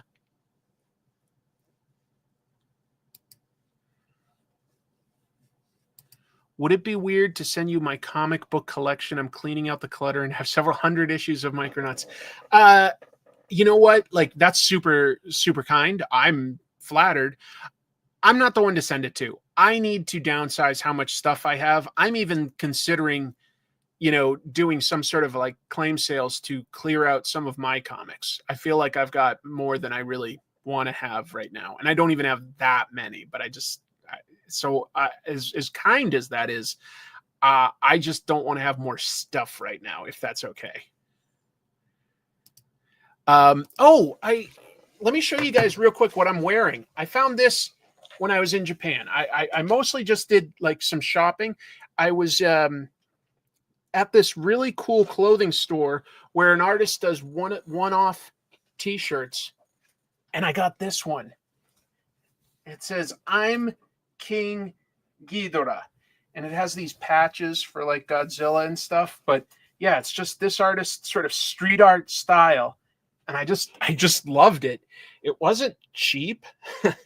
Mistakes make people. I don't know. I loved this. I loved it, and I don't consider myself a super hip cool guy, but this was very cool, and I was like, oh my god! And it's in my size, and it's the only one. They're like, yeah, he only makes, each shirt that they had was one of a kind. I was like, I got to do it. I love it. I love it. We've got a comic convention coming up here in Seattle in under a month now. Emerald City Comic Con. I will be going on Saturday. I think it's great. Thanks for the nice words. Don't know that one. Anyway. Oh, wait. I reread Criminal recently. Did you know there's a new graphic novel coming late in the year? Really hope the show does well. Me too. Me too. Anyway, yeah. Blah, blah, blah, blah, blah. Blah, blah, blah, blah, blah. So I'm trying to promote the heck out of that Radiant Black issue 32 since I've got like a little backup in it. If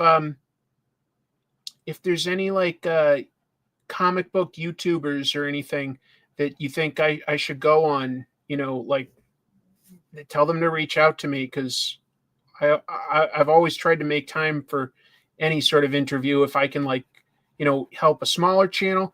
I don't think that there's anybody bigger that like has room for me, but I'm happy to just sort of get the word out so that maybe I can move some issues of this cool new comic. Cool, as the kids say. Did you know that? They like to say cool instead of cool. It's the cool new way of saying cool. Cool.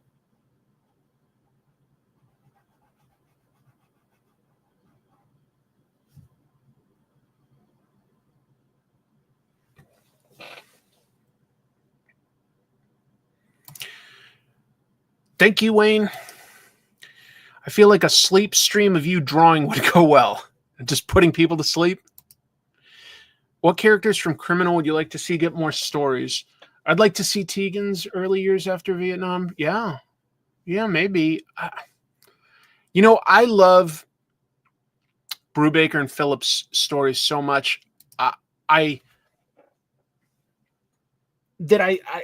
wouldn't want to even like suggest what I want. I love to be surprised. And I know that sounds sort of weird because there's plenty of creators that I'm like, oh, I'd love if they did this, that, or the other. But for them, I'm just never disappointed. So I don't even want to like sort of jinx it by suggesting something. I just want them to do whatever they want to do. And I have lots of faith that I'll enjoy it. If that makes sense. Anybody planning on seeing the Captain America movie this week? I got tickets. I'm going to go see it. Oh, and I've made some good progress on the next episode. I think that there's an excellent chance that I can get the next Comic Tropes out this weekend. I know I've been a little slow on that, and there's people that are not happy, but I'm doing the best I can, and I will have an episode out very soon.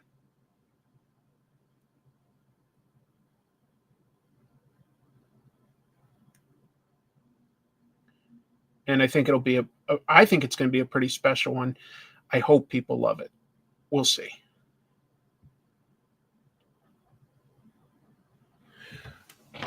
Whoa. Need my microphone. Want to see it? I will see it. Taking your wife. My wife's planning on seeing it too. Depends on what I say about it. That sounds fun, seeing it with coworkers. Hola. Gracias for watching. Sorry if you've already answered this. Hey, I'm happy to answer a super chat. Let's see. Sorry if you've already answered this, but when do you think the next indie showcase will be? Because I just sent my comic to print and would love to share. I had been really hoping to do one this past week, and then I just got way too busy, unfortunately. I might be able to do one Friday, this coming Friday. If I do an indie showcase, I'll definitely announce it the day before so that people have time to get ready. I'll definitely do that much. I can't do it on the weekends because I work on the weekends. So probably like Friday early evening would be the soonest I could do one. And I like to do those because I want to give people publicity. Owen, nice to see you, man. If you guys, for any reason, don't already know Owen's channel and you like comic tropes, I really think that the closest thing to what I do is probably what Owen does, just because I don't think like either of us are biting the other guy. But Owen does do very careful analysis of comics, not just a review, but will like take a topic or a piece of history and make an essay, a video essay about it. And I think he's got a great channel. I got to meet him at New York Comic Con. It was really, really fun to spend some time with him. He's a really great guy.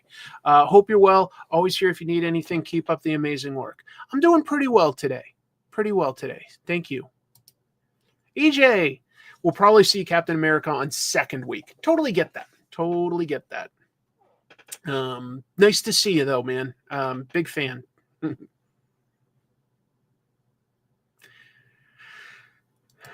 I don't know.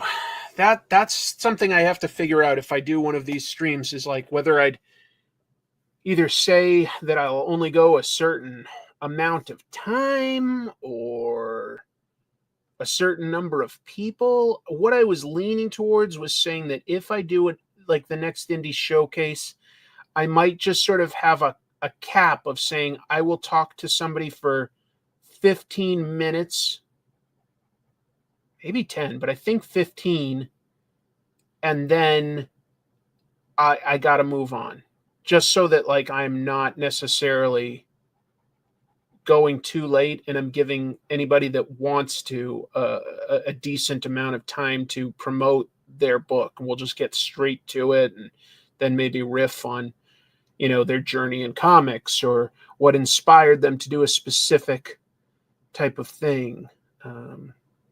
Yeah, so that's I'm thinking that might be the sole rule, is that I just sort of start a timer so that I can talk to as many people as possible.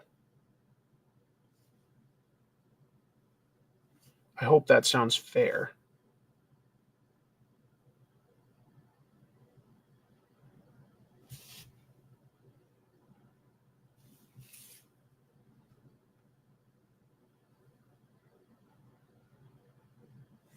Good question.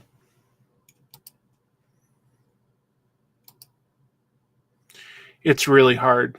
That's probably why I get stressed out sometimes, working and doing content, but whatever. Have you ever seen the Rambo graphic novel First Kill? I might have. Was that by Eclipse? Because I remember Eclipse did some Rambo comics. There is a Rambo comic that I really want to find, but I don't think I ever will. Over in the Philippines, they have something called Rambo Pocket Comics, or had at the time. Like, it was an 80s thing. Rambo Pocket Comics. And I would love to get my hands on whatever that is and sort of look at how crazy it might be. Maybe it isn't crazy, but it looks like it would be. And I would really love to get a hold of it. But I've had some friends go to the Philippines and like go to comic book stores, and they're like, yeah, like nobody knows what it is or how to find it. So it's probably the current White Whale, the way that the Jaws manga was for a long time for me.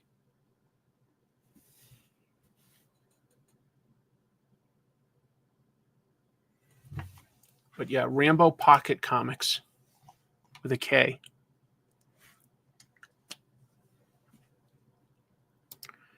Your hair is doing a cool side flip thing.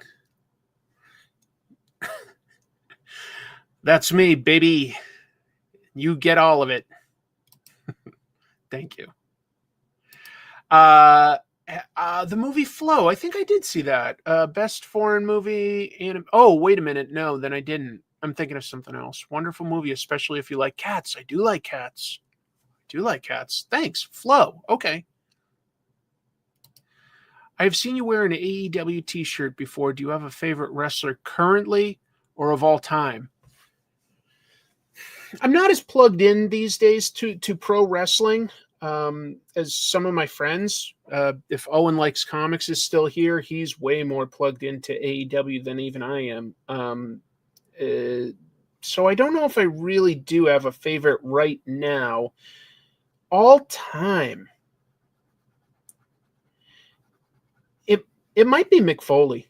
I just find him very, very entertaining. Yeah, I'll just say that. Very entertaining.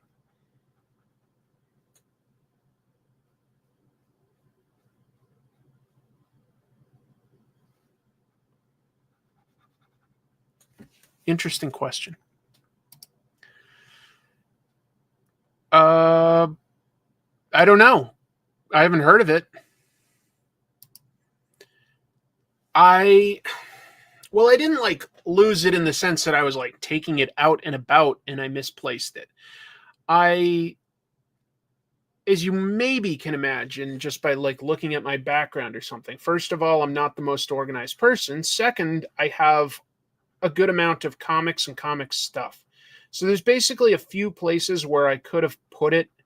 And I think that what I've ended up doing is I put it in a stack of other comics as compared to I should have set it aside somewhere important, like, just on a shelf or one of the desks that I edit at or something. And I didn't do that. I think I just stuck it in with a bunch of other comics. So it's like, in a box or a pile. I don't really go back and reread my comics much, and unless I'm looking for them for research, like I am on this one.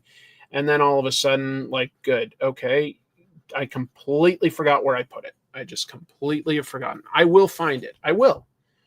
And I'm very mad at myself that I can't find it easily because I want to talk about it. But yeah. Flow will be streaming on Max next week. I missed it at the theater. I'm looking forward to seeing it. Right on. I wouldn't say I'm the biggest cheese guy. So like it would probably be like real basic stuff like, mozzarella, cheddar, provolone, like I don't really get into like softer, stinky cheeses a whole lot. That's Coco Beware. Let's see. I'll have to check that out. I did not know that Kingston likes the show. Oh, yeah. Eddie Kingston, the Mad King. I do respect him a lot. That's why if you ever look closely on my background of comic tropes, there is an Eddie Kingston action figure on the in front of some of the comics. I don't know how well it's in focus or anything. But yeah, Eddie Kingston has talked a few times about how he watches, like he watches a good amount of YouTube, and he's talked a few times about how he does watch my show. I don't know if he still does because it's been a while since he's talked about watching YouTube. It was like, over a year ago that he last mentioned it, but that was nice. He did it more than once, and I appreciate it. I really do. It's flattering. It's flattering. It's flattering that anyone is watching it, to be clear, not just like, oh boy, a celebrity. Now I mean something. But it was cool because I respect him, and like all of a sudden you're like, he knows who I am. Oh, okay. I didn't see that coming. He's great.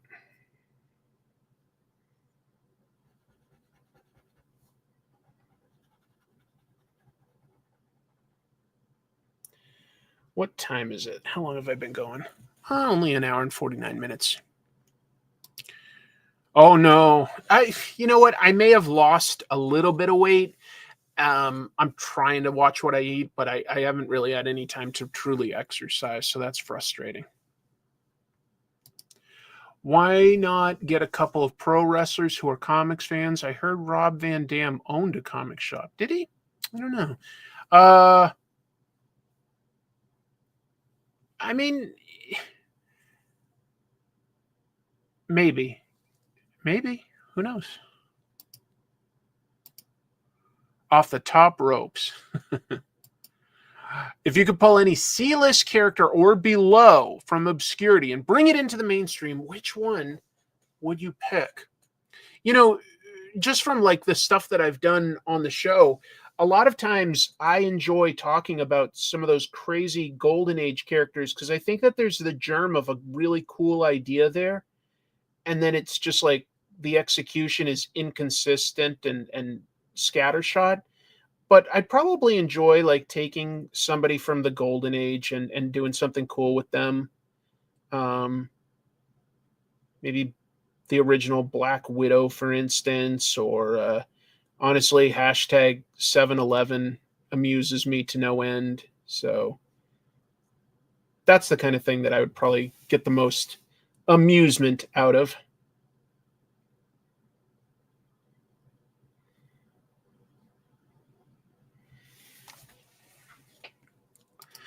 Do you have a funny, awkward story about meeting a comic legend? Probably. Let me think for a moment. Do I have a funny or an awkward story about meeting a comic legend?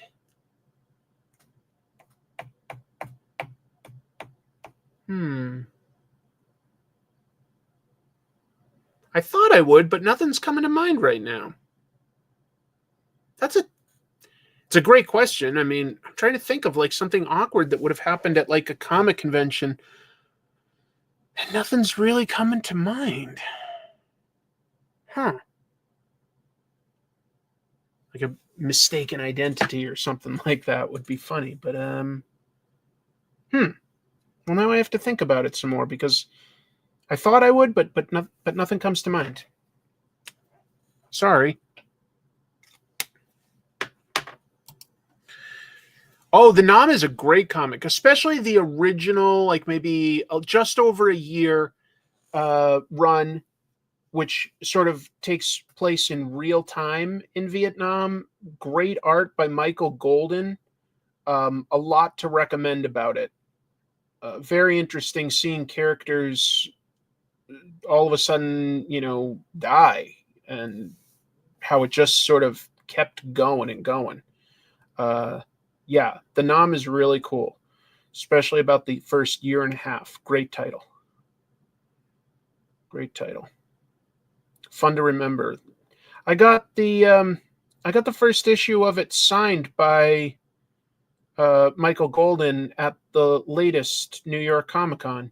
He did charge for his autograph, but I think you're allowed to do that. I just wouldn't say that it's the most common anymore.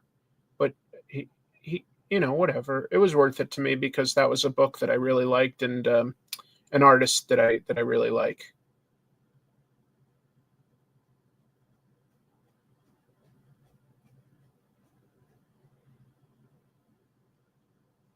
What else is getting asked? Yes, I would definitely do an episode about ElfQuest. I've definitely got stuff to say about the Peonies. I think that they're very impressive, and I would really like to do that. I was about to, and then a much bigger channel than me decided to cover it, which is fine. But I was like, oh, let's pump the brakes and give that some time to breathe so that people don't think that all I'm doing is trying to rip off another creator. So that's why it got sort of backed up. I was really close to doing that in 2024 and had been thinking about doing one for a long time. I know I've mentioned the Peonies at least in passing in some other episodes, but yes, I did have plans to talk about ElfQuest. And they got sort of delayed. If another popular comic book YouTuber does a certain topic, I usually want to try to give it some room to breathe if I'm aware of it, so that it doesn't seem like I'm trying to do the same thing. Is there an obscure 90s comic book or character you think is waiting to be rediscovered? Boy, well, the thing about the 90s was like the print runs were really big generally. You know, the industry was big. And so a lot of the stuff wouldn't really be obscure in a certain sense. Some of it was short-lived, but not a lot of it was necessarily obscure. I mean, some of it sort of was, but it's like stood the test of time. You know, some of the indie stuff like Madman or The Crow or something. You know, it made it through the 90s. There probably are some good examples, but I have to think about that. Robert Crumb is also one that, like, since the beginning of this channel, I've thought about doing, and I have a hard time figuring out what my angle would be to make it like sort of unique, separate from other documentaries and such that have been done about him. But I would like to talk about Crumb. Certainly an important figure in comics, and I think his stuff has become a little dated, but he certainly played an important role historically. So yeah. Well, I have talked about Scud the Disposable Assassin. Loved it. Loved it. And on this channel, Rob Schraub, the creator, did sit in on a trash movie bonanza. Rob Schraub, me, and Jim Mafood talked about Halloween 3. I did do one about Usagi Yojimbo. And you spelled it right. And in fact, that one got reshared by its creator, Stan Sakai. So that was flattering. Well, in a way, though, it sort of has been, hasn't it? Because Blood Squad 7 by Joe Casey is sort of an update on the ideas behind Youngblood. I would say that, I thought you said Cyber Force. Cyber Frog? I'm not familiar with that. I didn't read that. I thought you said Cyber Force. Never mind. Shadowhawk had some interesting ideas. I always liked a lot of Jim Valentino's writing. I thought that his Guardians of the Galaxy felt like almost anything could happen, and I liked that. Grimjack is cool.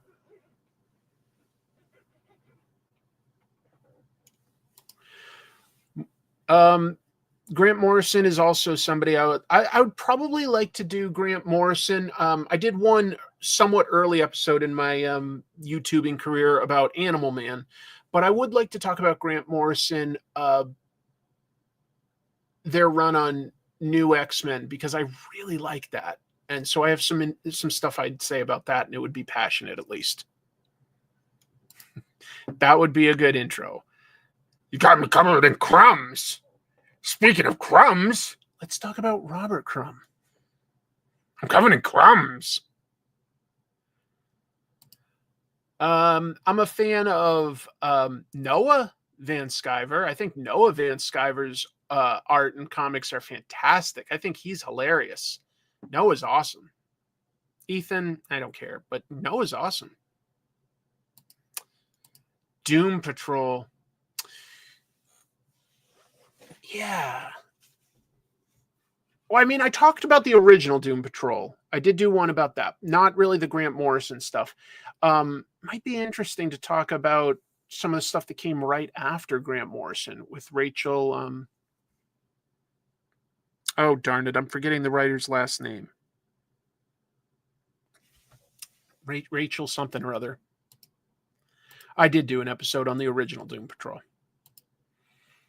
Did I do anything about martial law? I don't think I did do anything about martial law now that you say that. Yes, Rachel Pollack. Thank you so much. That could be that's sort of a little bit underrated. Like it was the 90s, so you know it was read. But maybe not remembered as well right now. And that could be a little bit interesting to explore. Because she didn't do that many other comics. She did a lot of stuff with tarot, but not a whole lot more with comics. She was really considered like one of the preeminent figures in reading and interpreting tarot. Isn't that interesting?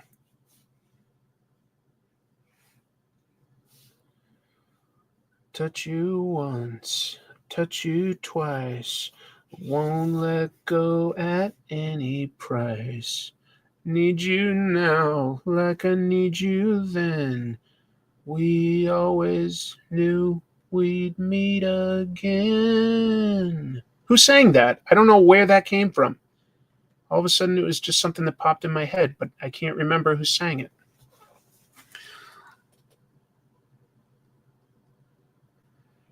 Yeah, exactly. That's why it would sort of be interesting to talk about is like, how do you follow up an acclaimed run?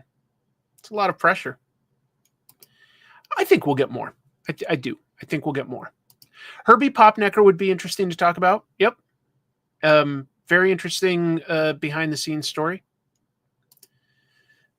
League of Extraordinary Gentlemen. I'm always up for talking about Alan Moore. I don't know if I've got a whole lot to say about that particular comic. I liked it. I don't know if I've got a lot to say. I'd have to think about that one. I think Kendrick Lamar did such a good job. I watched only 2 episodes so far, and then I've been too busy, unfortunately, to watch any more. No, I don't believe so. Did they try to cash in on grunge?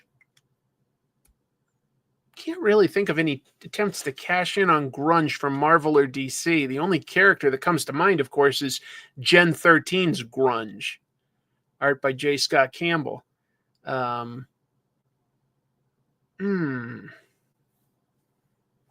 mean, Vertigo felt grunge adjacent at the time. I'll say that. But I don't know if they really tried to get into that movement. A metric ton of artists started drawing heroes in grunge clothes when they weren't suited up. That's definitely true. You'd have your plaid long sleeve shirts tied around the waist. That was definitely a look. But that's just people drawing what they see right outside. So that made sense.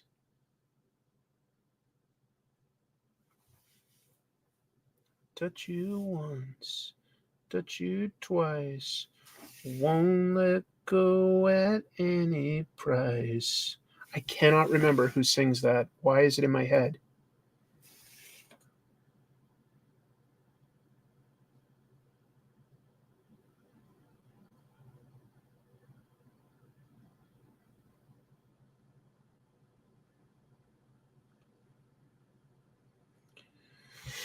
Oh, well, who knows? No, it was Major Damage? Was that his name? Major Bummer. Major Bummer. You probably auto-corrected. Major Bummer. Yeah, Major Bummer. Yeah. Yep, Major Bummer was kind of grunge. You're right. OMD for Pretty in Pink. That's who's singing it? OMD? Doesn't ring a bell at all. Steel Town Rockers?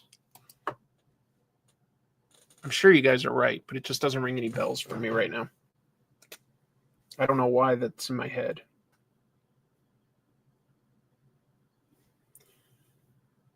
I need you now like I need you then. We always knew we'd meet again. Always. I'm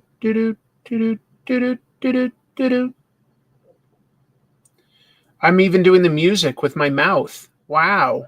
I can do anything. I can even make the sounds of a helicopter. Choppa, choppa, choppa, choppa, choppa. You need to show more of your art during the episodes. I had no idea you drew. Yeah, every once in a while I do this. Just sort of like I call it like a cool down. You know, I've done the episode like in terms of talking about the latest news, the latest comics that I read.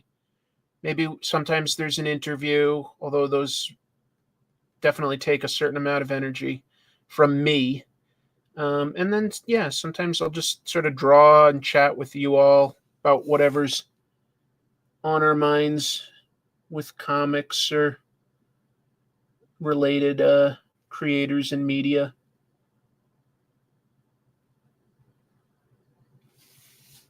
I know I'm not a great artist, and I know I'm not a fast artist, but I like drawing. I like it. And I like inking and exploring new techniques.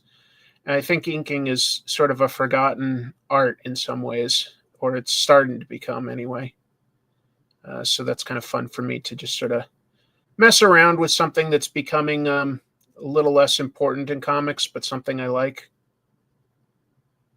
You know, there's not much hand lettering in comics. There's not much hand coloring in comics. It's all digital now.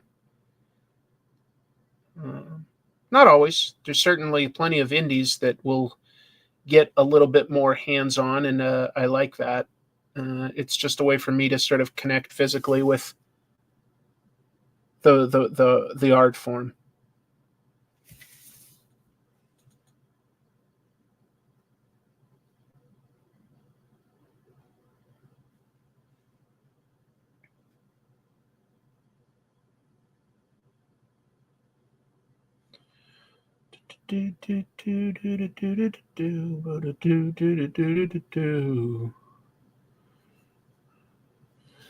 I'm a maniac, that's for sure.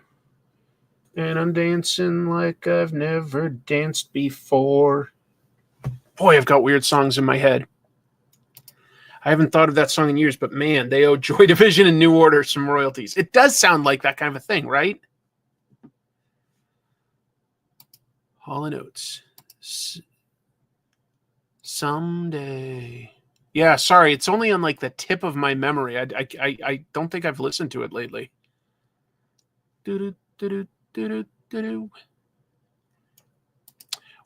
Sorry. When I go to a Comic-Con, do you go as an attendee or press attendee? I've never.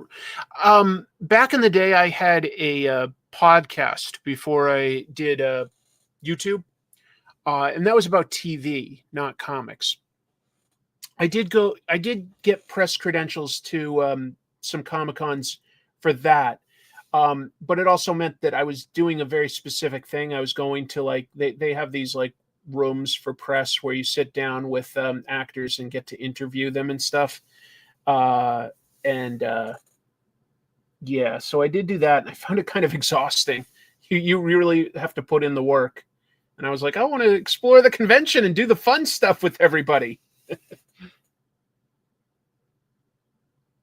I mean, it's cool to get one-on-one conversations with actors and writers, but it's more cool to just walk the floor and talk to creators and shop and stuff like that.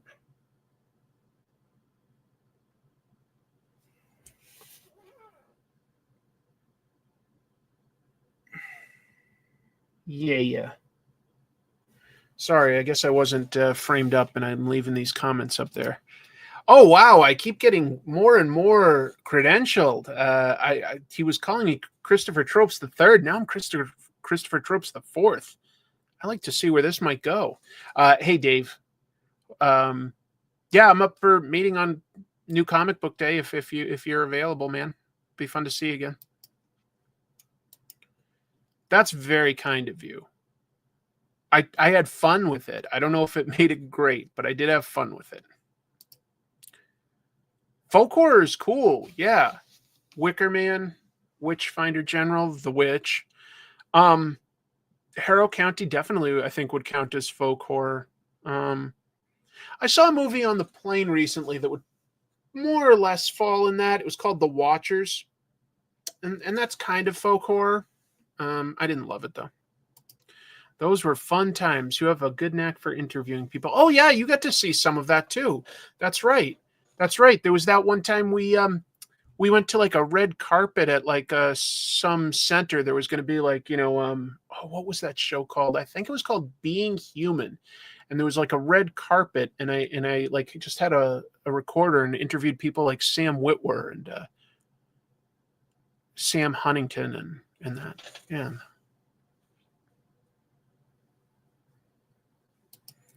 Doesn't that indicate that you're a lawyer? Isn't that what Esquire is? Yeah, The Angriest Dog in the World. Of course I know that David Lynch comic strip. In fact, I think it was published in Dark Horse Comics. I don't know if it was Dark Horse Comics Presents or a different comic, but I definitely remember reading his comic, and I knew who he was, like, because I watched his stuff. I would agree. It was only mid. Yeah, the Watchers didn't live up to expectations at all. I watched a lot of movies on the planes because I can't usually sleep much on a plane. And so, I'd done a plane ride from here to Hawaii, Hawaii to Japan, and Japan home. So that was some pretty long flights. Almost all the movies I saw were pretty mid. There were like two that stood out as pretty good: American Fiction and The Iron Claw. Those were both pretty good. The rest was all pretty mid. I am not an attorney. Congrats on a DDS. Wow. I got good teeth, all right, Doc? Look at how straight they are.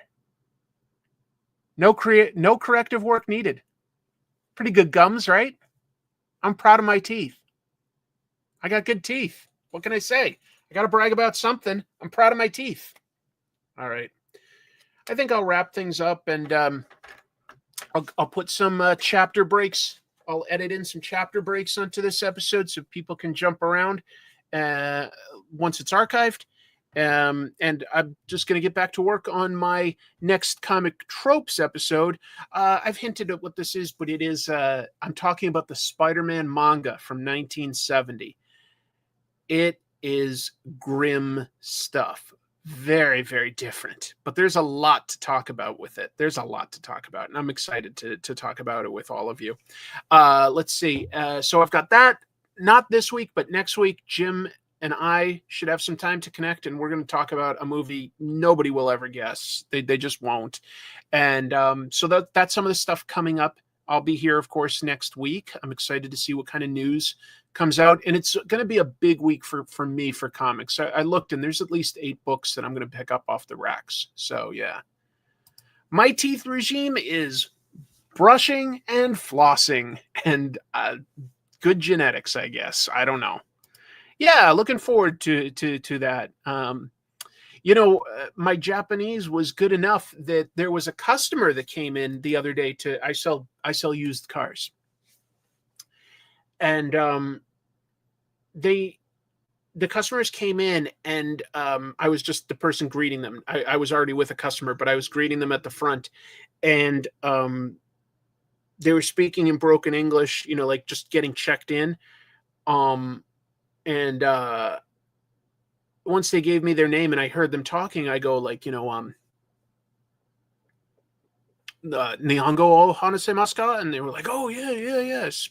We speak Japanese. And I'm like, Donna kuruma ga hoshii desu ka? What kind of a car do you want? Oh, they were so excited. And they like say a few things, and, I'm asking them just like, like what size, what brands. And so I was able to put in the notes, and I explained to them, I was like, I'm not available, unfortunately. I can't get it. I'm helping someone. I tell them, but I've put down what you're looking for. And when we do have a translation service, and they just felt so relieved, and I could tell them that in Japanese, and I felt really good about that. And I think that they were so happy. I don't know if I spoke it perfectly, but they understood what I was saying. So I felt good. And anyway, yeah, sorry. I don't want to think about it now. It exhausts me mentally. I'm not that great at it, but but I was like, okay, I can get by. I can get by. That's kind of exciting. And, I made them feel like comfortable that they'd come to the right place. That made me feel good. Sorry. I'm bragging. Humble brag. I can study another language for 5 or 6 years and barely be fluent. I had fun chatting with all of you tonight. Thank you for the super chats and the conversation.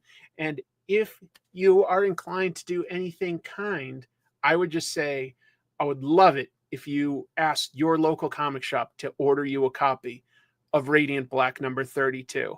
And then if you go to a convention like New York or something, put it in your backpack. Maybe we'll bump into each other and I can sign it or something like that, you know. But that would be really exciting if I could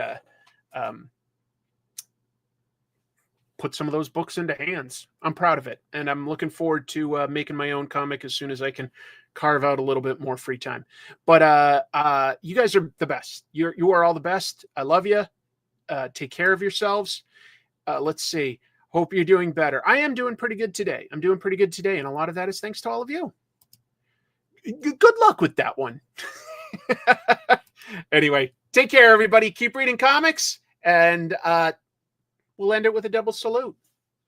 My energy level went up throughout the show. Thanks, everyone. Bye.